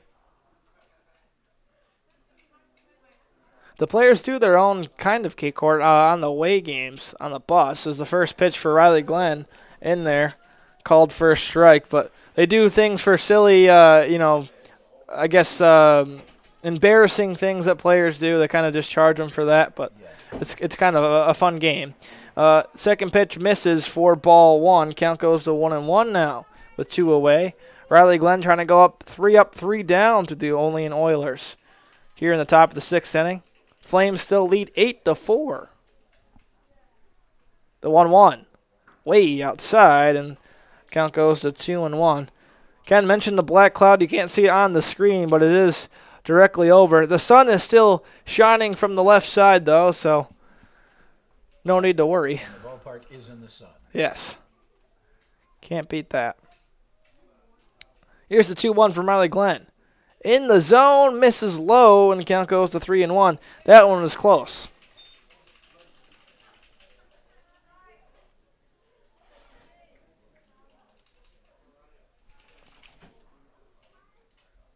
(3-1) driven hard into right field. Might go out of play, and it will. Count goes to full at 3 balls and 2 strikes here. And for those who are just joining us, this is the second game of a 3-game series, the NYCBL Championship. Flames are up 1-0, and they could win the championship. The trophy is right here. Sure is. It's a beautiful trophy. These guys deserve it. I hope they can pull it off. 3-2 payoff. Misses low, and Beimel's going to reach on base with a walk. It's almost like you could predict it. Almost. Here comes Niall Doherty, 1 for 2. He had the big double last time he was up.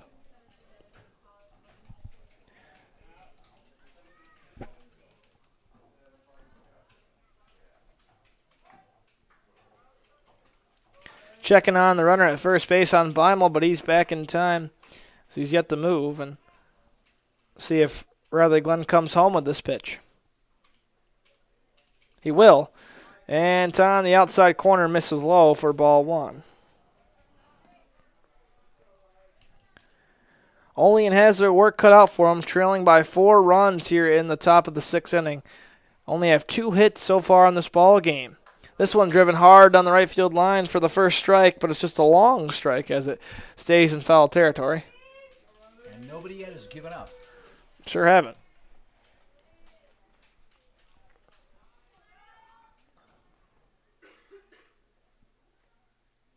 The 1-1 misses way outside. Count goes to 2-1. The bullpen is ready. They're just waiting. Just need to wait their turn. See when Robert Anders will pull the plug on Riley Glenn. Here's the 2-1. Cut on and miss, and the count evens up at 2-2 now. Now, if we were playing in the majors, the way things are going now, you'd bring in the closer in the 6th inning. Exactly. See if the Flames will need to do just that later on in the ball game. Riley Glenn shakes off a couple of pitches. 2 balls, 2 strikes with 2 away. Here's the 2-2, and he's just going to get a piece of it to stay alive. And we'll do the 2-2 count again.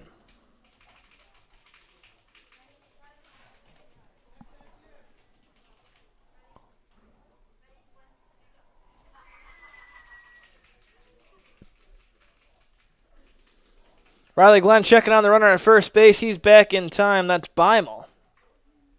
I would say he's getting his shirt dirty, but we're playing on turf, so not too much dirt to get on the gear. 2-2. This one's driven out in the right field. Colin Matthews gives it chase. Could be out number 3. And it is. So the Flames hold the Oilers again. And just like that, Flames still lead this thing 8-4, heading to the bottom of the 6th. We'll be right back.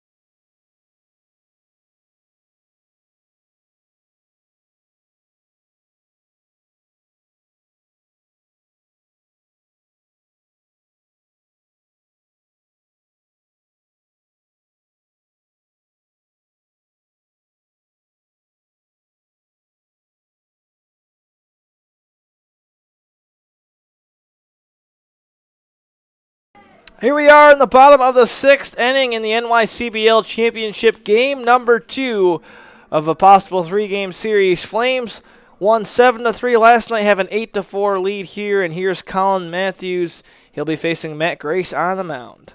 First pitch from Grace, a beautiful curveball for a called for a strike. Second pitch from Grace, Colin Matthews chops it down the third base line. Doherty fields it, fires it to first, and it's off the glove of Jimmy Webb. Colin Matthews is going to second base. And just like that, another error is made by the Olean Oilers. Jimmy Webb just didn't bring the ball into his glove. Colin Matthews is going to reach on an E3. And that's basically what's killing the Oilers is the errors. Yeah. That one should have been an easy play. That was a routine play. Correct. Just unfortunate for them. And on the biggest stage of this summer ball season, this is not the time or place to make those mental errors. Here's Mike Stefan. 1 for 2 on the evening so far. Watches the first pitch blow by for strike 1. Fans are a little restless for the Oilers. Yeah. Traveled a long way to be here, and Oilers could come up short. Second pitch makes his way outside, and Beimel unable to get a hand on it as he looked like he was trying to throw out to check on Colin Matthews. 1-1 is your count. It almost looks like he did it on purpose to maybe throw him out at second. Yeah. The 1-1. This one driven right back towards Grace. Brings it into his glove, and now Colin Matthews is in a pickle. Slides. Tagged him. Tried to stay alive with a bunch of fancy footwork, but either way, that's going to be a double play. Excuse me, it's just 1 out. I thought Matt Grace caught that one off the end of the bat. No, it kind of bounced. I didn't see that. And then he threw it to the second. I see. So Stefan's going to reach on a fielder's choice, and Colin Matthews is out. And we have 1 out. Here's Mike Netzel. 2 for 3 on the evening so far. First pitch on Netzel's in there for strike 1. A single and a double to his name. Looking for a triple and a home run for the cycle. 0-1. Curveball. That doesn't curve just the way that Matt Grace wanted it to. And it misses on the inside corner for ball 1. 1 strike, 1 ball, and 1 out. This one driven hard and deep into right field, giving chases Hollins. It goes out of play, and the count goes to 1-2. He was trying to go with the pitch to hit it to right field. Yeah. He just hit it a little on the foul side. Trying to take that one opposite there. Because they've got gaps on both sides. Yeah. Right field and left field. Yeah. Huge gap between right and center. If you can get one down, that's where a lot of Flames batters have had the most of their success. Netzel doesn't take a hack at that one, and there's ball 2. And Stefan, the runner at first, has a huge lead. Oh, yeah. Matt Grace doesn't even care about him. The 2-2. This one driven out in the right field. Holland should be able to make a play on this one, and he won't be able to do so as just too far out of reach. And we'll do the 2-2 again. That's the second time he's hit one to the right side, but the right fielder hasn't moved over. He's still out towards center field. If I'm him, I'm going to hang out right in that area. And he's starting to slowly walk back. Let's see how far he comes in. Now he's closer to the line. Yeah, he is, absolutely. But there's a huge gap between right and center if Netzel can get one down. Netzel delivers one right out to Hollins. And this time he might be able to get under it, see if it goes out of play. And he's still unable to do so. Makes a sliding effort, but unsuccessful. Now he comes up hobbling. Might have turned an ankle. That was that's twice now he's run over there in foul territory and fell down or tried to make the catch. Let's see if he's okay as he's still hobbling around out there. And he continues to have a serious limp, but he's going to stay in the ball game. 2 balls and 2 strikes. Nothing has changed. Mike Netzel's fought off a couple of foul balls, but here's the 2-2. Curveball that tags him. Oof. Right in the head. That one tags him. It was a breaking pitch, so it wasn't a fastball, but right off his helmet. Yeah. Netzel to the back of the head. Either way, Flames runners on first and second with 1 away. Here's Adam Gordon, who has 1 hit in this ball game. He also has a sac fly RBI. And the right fielder still is he doesn't seem to be happy. No. I think he might have turned an ankle trying to slide to catch that ball. And again, if you know you're not going to get there, what's the point of sliding and hurting yourself? And for Adam Gordon, see if he can take one into that gap because there still is a huge gap between right and center. Gordon pops one up, and it's going to go out towards the parking lot for strike 1.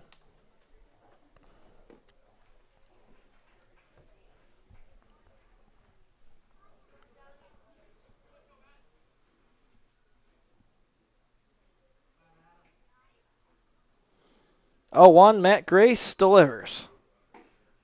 Misses low, and the count goes to 1 ball and a strike. Looks like Jimmy Flahive's up in the pen for the Onondaga Flames, warming up.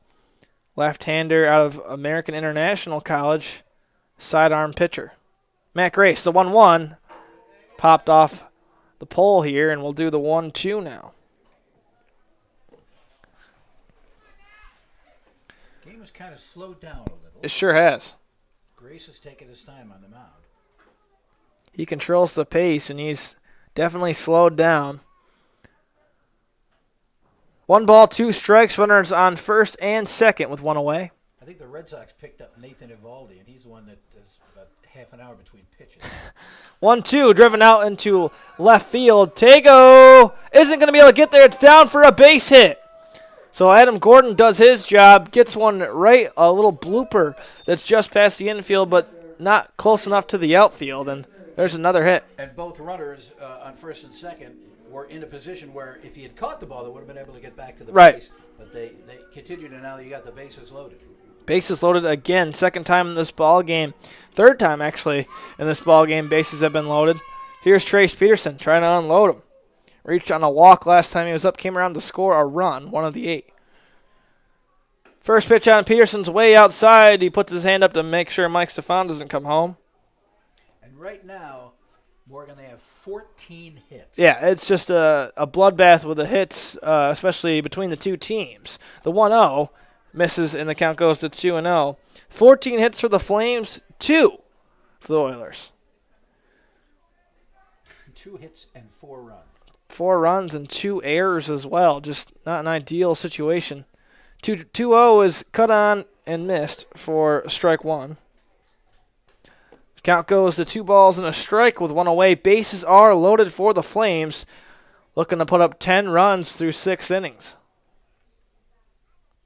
2-1. Peterson swings on that one, misses it completely, and now the count evens up at 2 balls and 2 strikes. Matt Grace trying to get out of this jam. He was expecting a fastball. He got a breaking pitch. Flames contingent. 2-2. Swung on that one and missed it, and there's a strikeout. There's 2 outs. Here's Brian Hart, though. He has a lot of power in that bat, but he also strikes out a decent amount. So for Brian Hart, big position for him. I know it's a 4-run lead, but this one could be broken wide open with a base hit. First pitch on Hart. On the outside corner, home plate umpire says that's a strike. They either aren't paying him enough or they're paying him too much. I think so. It just seems like the strike zone's kind of going back and forth from left to right. Brian Hart gets one down the third base line, but it's going to go foul. And now the count goes to 0-2 on Brian Hart. And again, Brian Hart is a player that has struck out quite a few times this season, so he has to be patient here, down 0-2. And he pulled the ball right down third. It just missed a fair ball by a couple of inches. Yeah. Matt Grace winds up 0-2 count with 2 away. Hart doesn't swing at that one. Count goes to 1-2 now.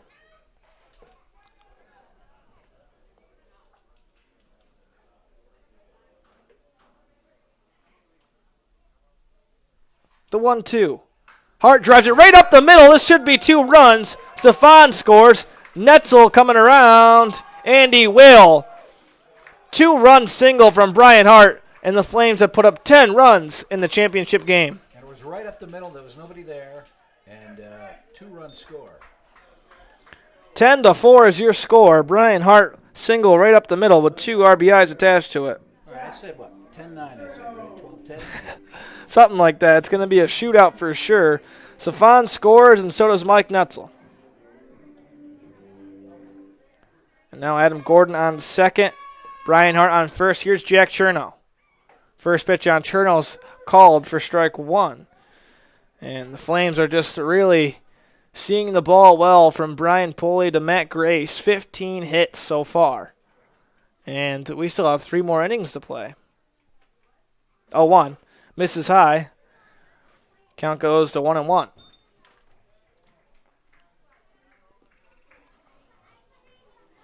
Flames have been dominant all season long, and they're starting to dominate again here over the Olean Oilers. 10-4 is your score.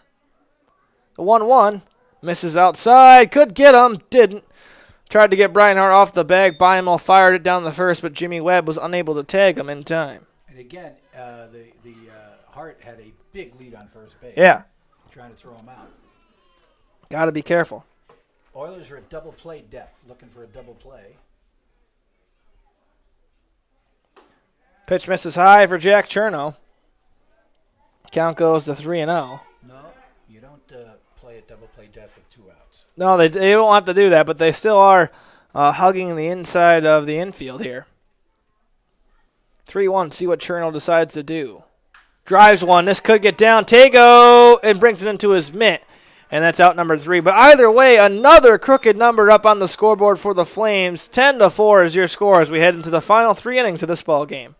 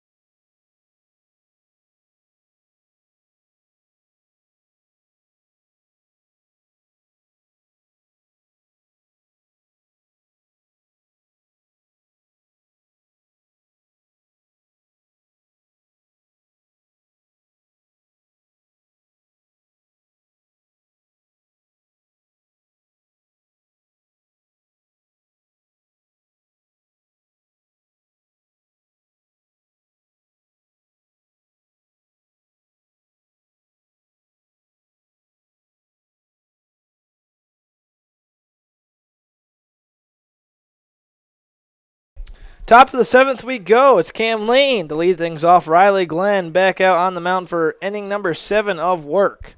First pitch driven hard out in the center field. Jack Cherno takes a couple of steps back and gets underneath it for out number 1. And that's what he's got to do. He's got to not lay it in there, but he's got to put it in there so they can hit the ball and let the fielders take care of it. He's got a 6-run lead. Yeah, I mean. 1 pitch, 1 out. And looks like that. Robert Anders comes out to the mound. A strange visit here. He's done. They're taking him out. So they're going to end up pulling him. Looks like Jimmy Flahive will be the next man on the mound. We're going to step aside and let him warm up. We'll be right back.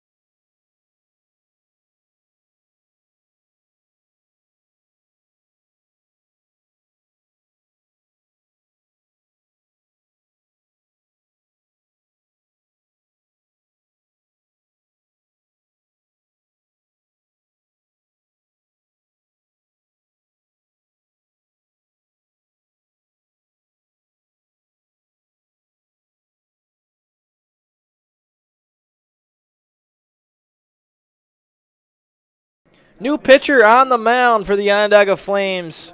Out of American International College, it's Jimmy Flahive, the left-hander side armor. He's going to face Brian Tago for the first batter for him here in the top of the 7th inning. Flahive delivers the first pitch outside for ball 1.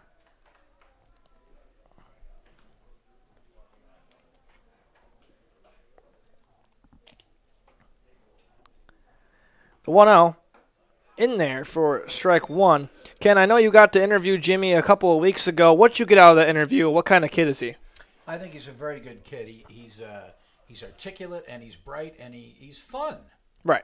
And we had him and we had Keon and Nick Garcia, right? Yes, and they were just terrific.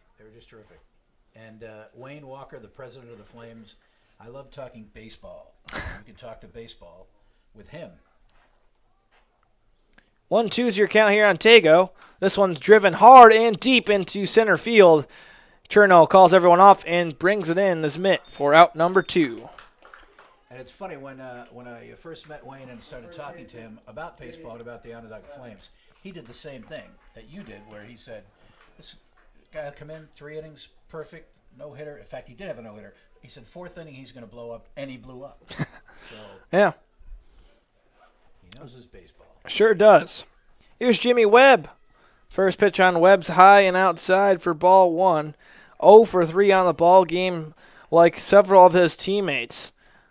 Only 2 hits so far for the Oilers. Second pitch from Flahive gets away from him a bit. Count goes to 2-0 now.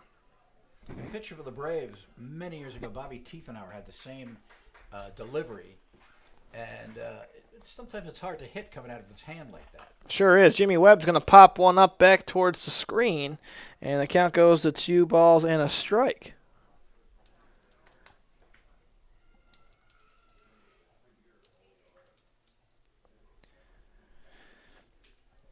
Two up, 2 down so far in this inning for the Oilers. Jimmy Webb pops one up. Colin Matthews starts jogging over, and then he's going to put the brakes on as that one goes out of play. Count goes to 2-2 now. And the Olean radio announcer for the station in Olean, we want to thank him for lending me my microphone. Yes, a great guy over there. 2-2. This one driven back towards Brian Hart on the ground. Scoops it up and fires it to first for out number 3. 3 up, 3 down for the Oilers. Flames still lead this thing 10-4 going into the bottom of the 7th.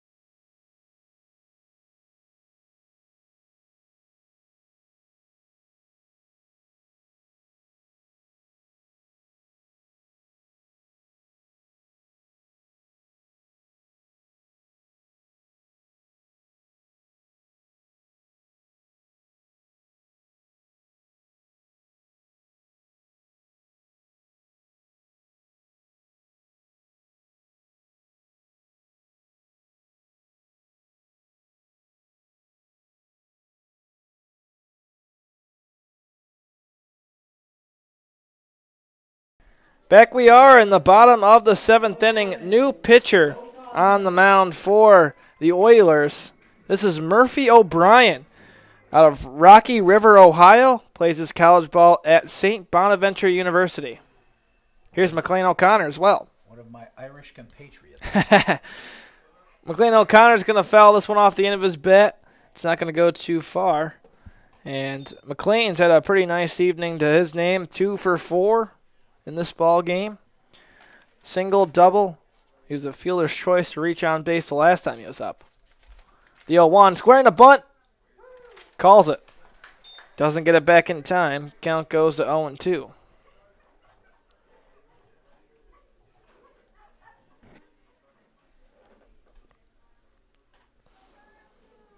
The 0-2.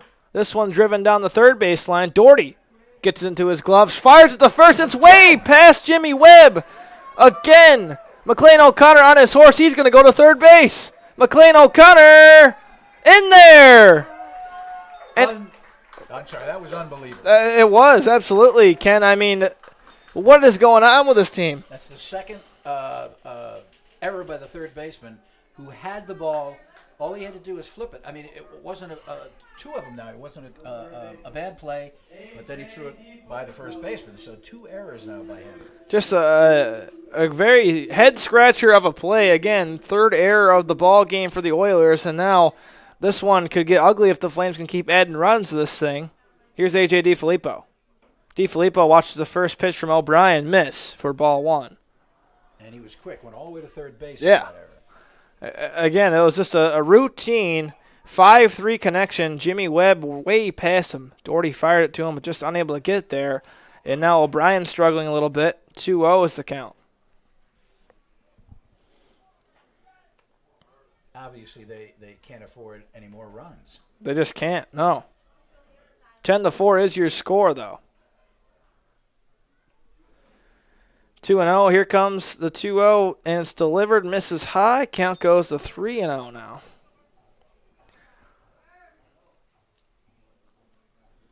Three balls, no strikes with no outs, and A.J. DiFilippo is the batter in the box here.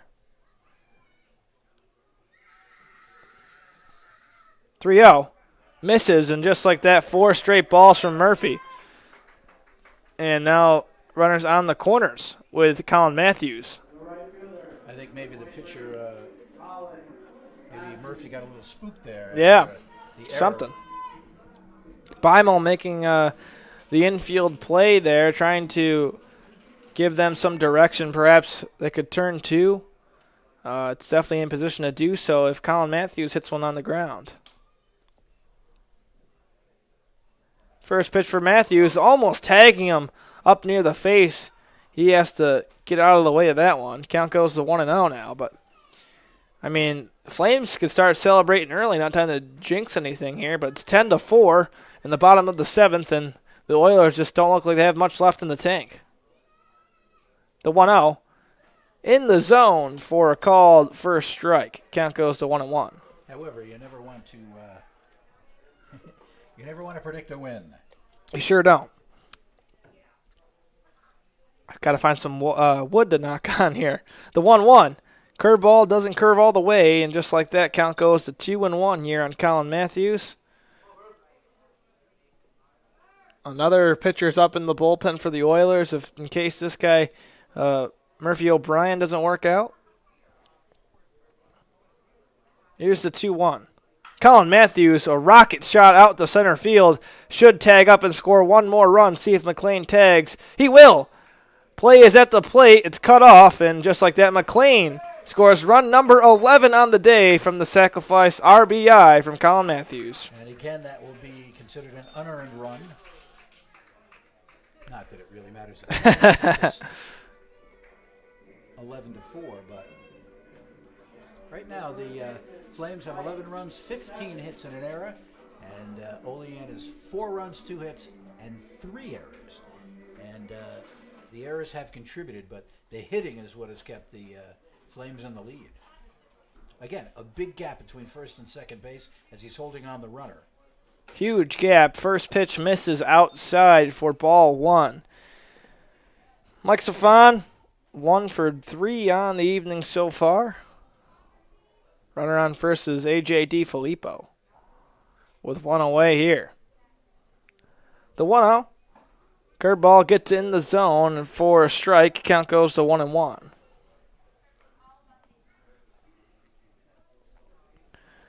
The Oiler fans are restless right at the moment. Yeah, they sure They're are. making a lot of noise. The 1-1. This one's off the end of his bat, going to go foul. And looks like the other man that you were able to speak to on the radio, Nick Garcia's up in the pen. Doesn't look like he's warming up or anything, but he is up. So it'll be interesting to see who comes on in the final couple of innings of this thing. I know if I was one of them, I would want to get in there. Yeah, for sure. 1-2. Cut on and miss, and there's a strikeout. First of the ball game for Murphy O'Brien. Here's a pinch hitter for the Flames. Coming into the DH role, it's Corbin Paxton. Corbin Paxton, a teammate of Trace Peterson. Both play their college ball at Lake Erie College.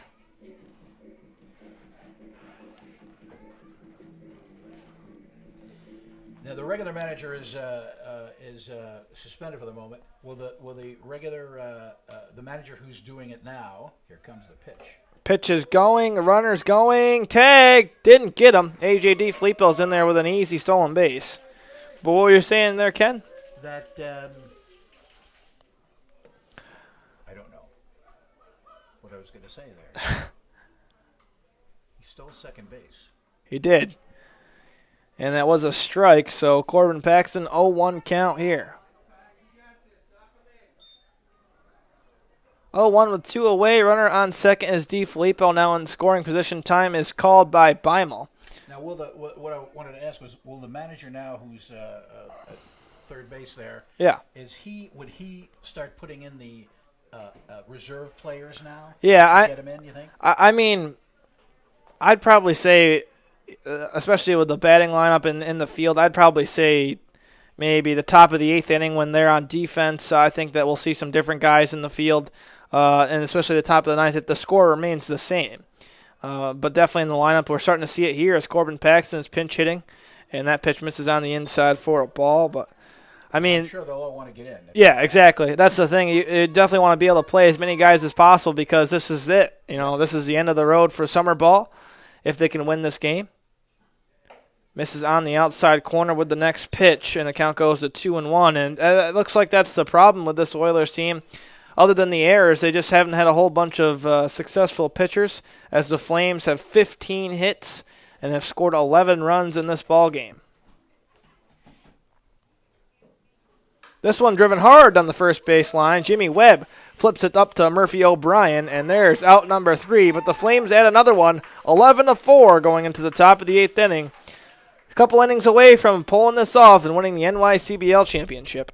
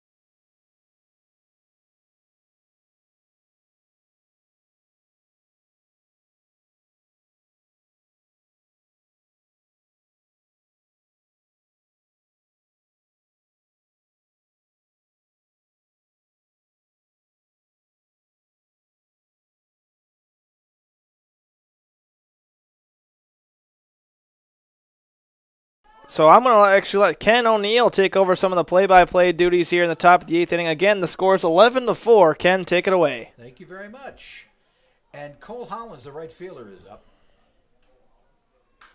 There's a line drive into left field. The left fielder tried to catch the ball. It bounced all the way to the wall, and he's going for 3. Here comes the throw, and he is safe. A triple for Cole Hollins.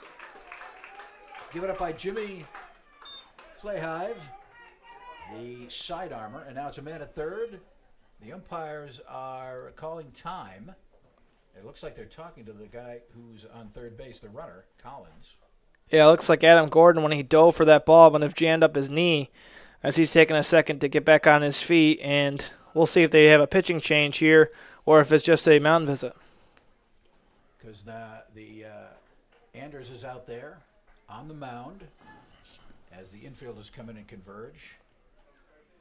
And Jimmy's leaving. So he gave up a hit, and now coming in is Nick Garcia. All right, Nick Garcia's coming out. And what I think is now they're going to put the reserves in and let everybody play, and I think that's great. It sure is, and it's going to give time for the NYCBL commissioner to go check on Adam Gordon out in left field. And we're going to step aside for a quick break and let Nick Garcia warm up here.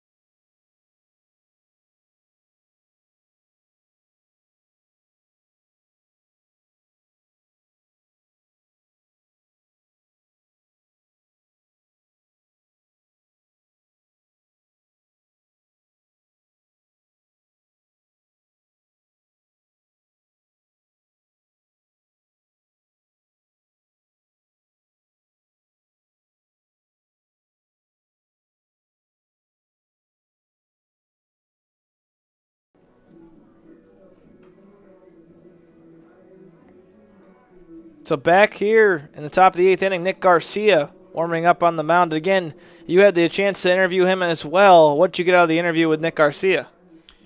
Well, one of the things I got from all 3 of the ball players that were on our show, which is called Sports Express from 11 a.m. to noon, for all those people in California that like to listen. We had the 3 guys on, Keon and Jimmy and Nick, and they were really terrific. They would like to play baseball, and I'm glad that they're all in college, and they really were very good. Especially, and Brandon was also good. He did part of the interview. He was terrific. All right, you got Nick Garcia on the mound, and up to the plate is Kevin Higgins, the shortstop. Man at third. There's no outs. Foul ball to the left side. It's 11-4 in the top of the 8th inning. There is no out. Man at third base. Higgins, the shortstop. Here comes the pitch. High. Looks at the first place umpire, and he says ball as well. 0-1.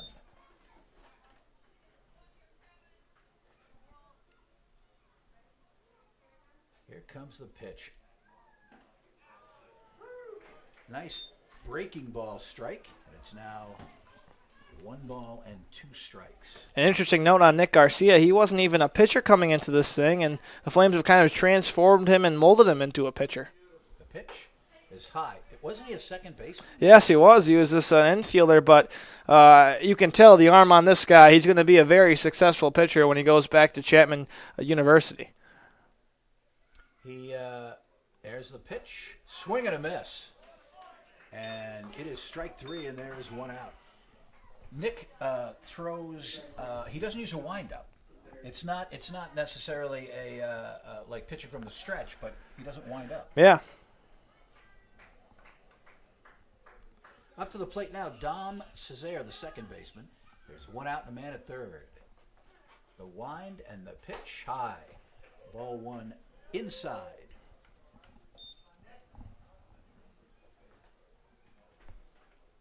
There's a little bit of there's nobody warming up in the bullpen now, but they had a few pitchers there. Here comes the pitch, and that is a strike.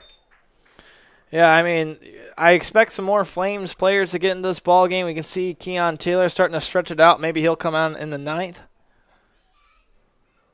1-1 pitch from Garcia is a strike. And you have to wait because the umpire takes a second to make a... Yeah. It's a delayed call from the home plate umpire. Garcia. Straight away, the pitch is fouled to the right side into the stands. How about this, though? Game 2 of the NYCBL Championship, and potentially all 3 All-Stars for the Flames might get some time on the mound. That would be terrific. 1-2 from Garcia, the pitch. Foul back. And we'll do it again as the ball comes out.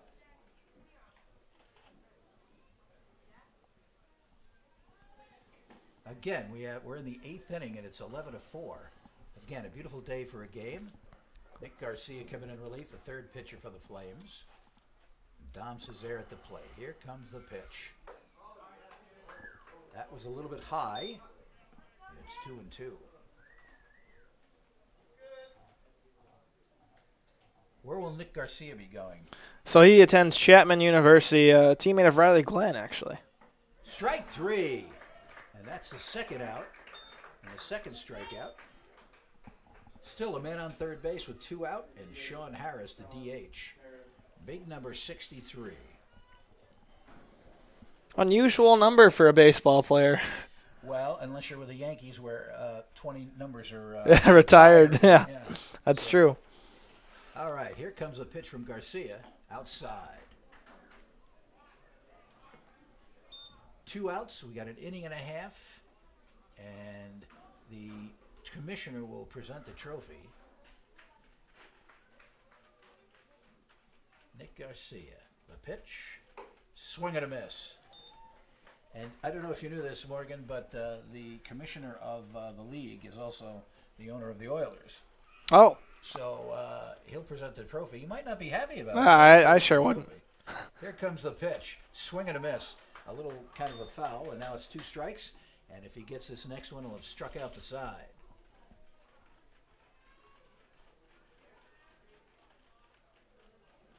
Well, considering that these guys are in college, you can't have champagne on ice. You got to have Coke on ice, right? Something like that. Yeah, all these guys are freshmen and sophomore in college. So Garcia's pitch.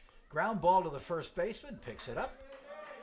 And makes the play, and that retires the side. And so, after 8 innings, or after 7.5 innings, the score is 11 for the Flames, and the Oilers have 4. We'll be back after these messages.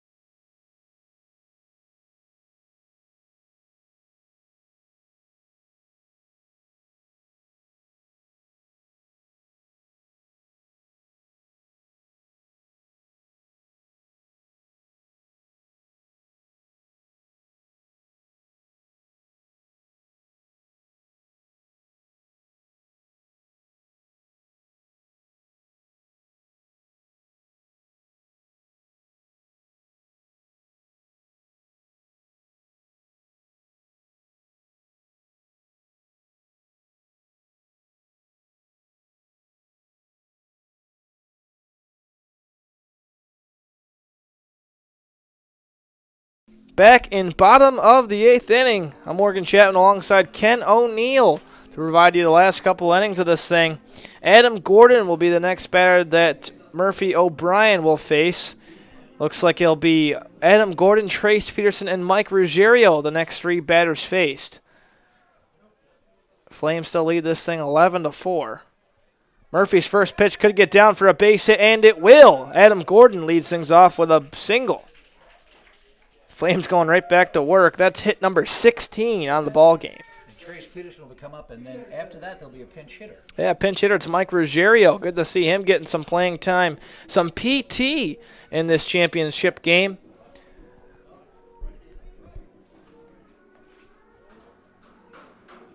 So Adam Gordon stands on first base, no outs. Here's Trace Peterson.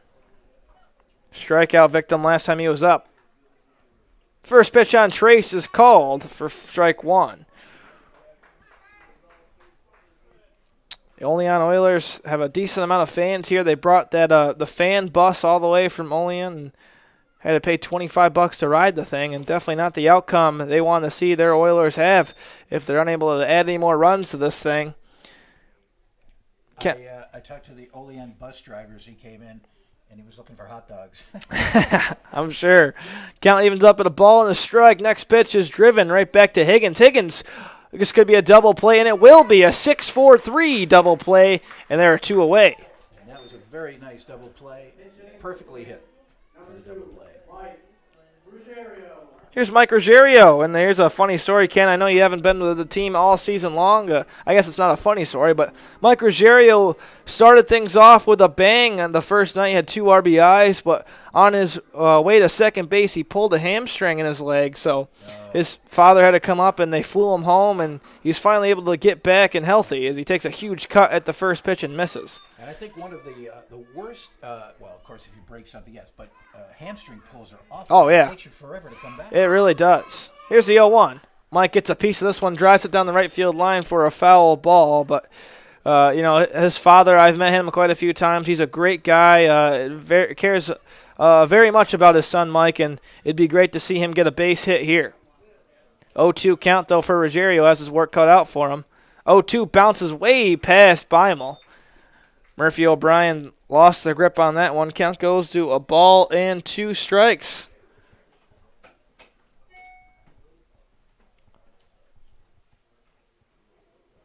Here's the 1-2. Ruggiero drives it hard into right field.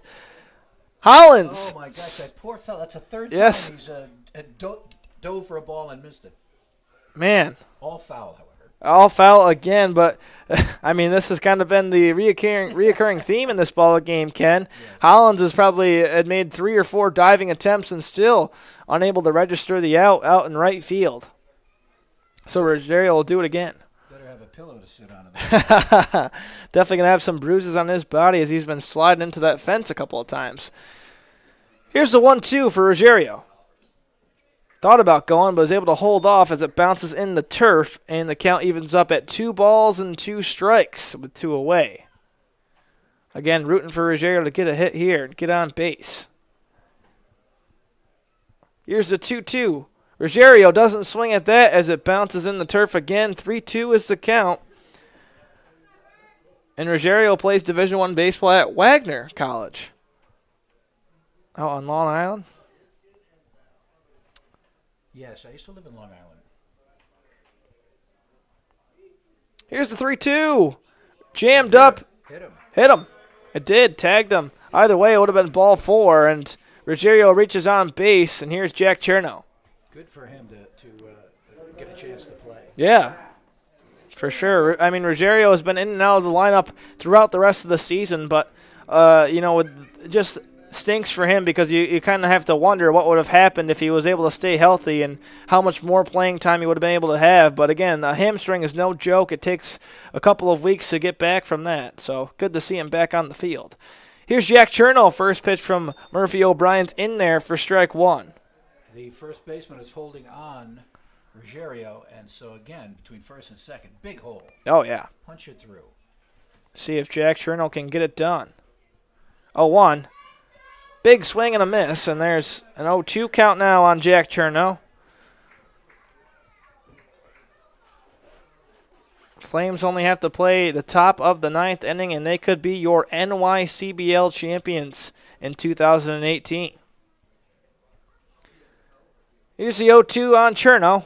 This one driven hard and deep into left field. Excuse me, it's just shallow left field. Tago gets underneath it, and there's out number 3. 11-4 is your score going into the top of the ninth inning. We'll be right back.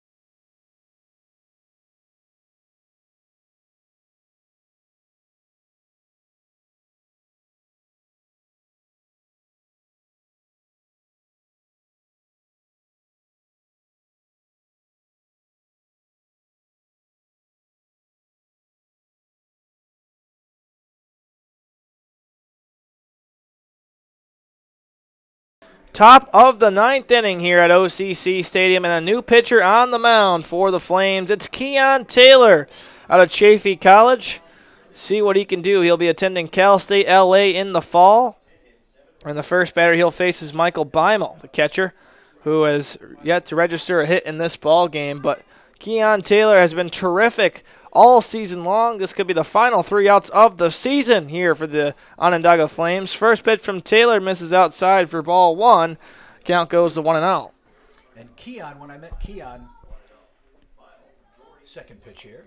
Here's the second pitch, 1-0. This one chopped down the third base line. DiFilippo gives it chase, but it's going to go into foul territory for strike 1. The first time I met Keon Taylor, he came into the studio, and I said to him, hey, I said, can you throw the ball 40 miles an hour? And he just looked at me like I had 3 heads. And he said, yeah. I said, well, then I could be able to hit you then. Here's the 1-1 from Keon Taylor. This one driven hard down the right field line this time, but it's just going to go out of play for a foul ball, and the count goes to 1-2. Flames trying to finish this thing off and be crowned the 2018 NYCBL champions. And for those who don't know, Keon is a sidearmer as well. Sure is, and he does a terrific job of just that. Third pitch misses. The fourth pitch misses. Count evens up at 2-2. Has anybody recorded speed on him? Because he really looks fast. Yeah, I don't think we've had the gun on him this season, but I'm sure he throws at least mid-80s, high 80s. Cut on that one for Beimel. Peterson brings it in. There's strikeout number 1. Flames are 2 outs away from closing this thing out. And the really good thing is this would be their first-time championship. Of course, the bad thing is everybody's going their separate ways, yeah, and this will be it. Exactly. That's the thing that stinks about this whole thing. But it has been a terrific year. It really has. Here's Niall Doherty. 1 for 3 on the evening so far, but it has been a terrific season. I've been glad to be a part of this whole thing if they can pull it off. This one, big cut from Doherty, and there's strike 1. And let me say that the Oleant announcer has a great voice. Oh, yeah, he does. Yeah, you can hear it between the doors here. Yes. He's doing a terrific job in the other room. Here's the 0-1. Cut on and missed. And just like that, Keon Taylor looks very strong out on the mound. 0-2 count here for Niall Doherty. Oilers trying to stay alive, but they need to put up 7 runs here in the top of the 9th. And I'd like to thank Wayne Walker for allowing me to come in and help. And oh, sure. He's terrific. Yes, he is. He's going to win a championship. Looks like it. Here's the 0-2. Way outside, Doherty chased it, and they're going to get him. There's strikeout victim number 2 for Keon Taylor, and this is it. The Olean Oilers are down to their final out of the season if Cam Lane can't get on base.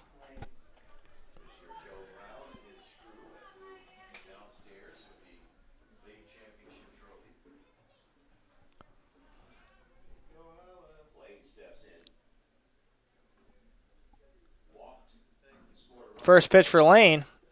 It's going to miss low and outside for ball 1. Final 3 strikes of the season on the line for the Oilers. Here's the 1-0. Cut on and missed, and now the count goes to 1-1. 2 strikes left in the season, perhaps, if Keon Taylor can finish this thing up. Flames lead the series 1-0 and lead this game 11-4.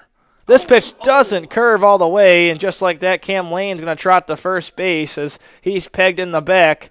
And now the Oilers have their first base runner in quite some time. You just hate to see somebody get hit. Yeah, you sure do. It wasn't serious. Right. Not intentional by any means, but still just got away from Keon Taylor. And just like that, new life for the Oilers. And this game, they've had one bounce off of the helmet. Yeah. And the other one hit the side of the helmet. So. Yeah. First pitch on Brian Tago. Outside for ball 1. And watching Keon pitch, Keon Taylor pitch, he gives everything on every pitch. Yeah. He sure does. He does a terrific job. He's a great teammate, a great personality, as you know. Here's the 1-0. Taylor unable to find the zone there. Count goes to 2-0, and now Oilers trying to get a rally going. They need to put up 7 to tie it, 8 to take the lead.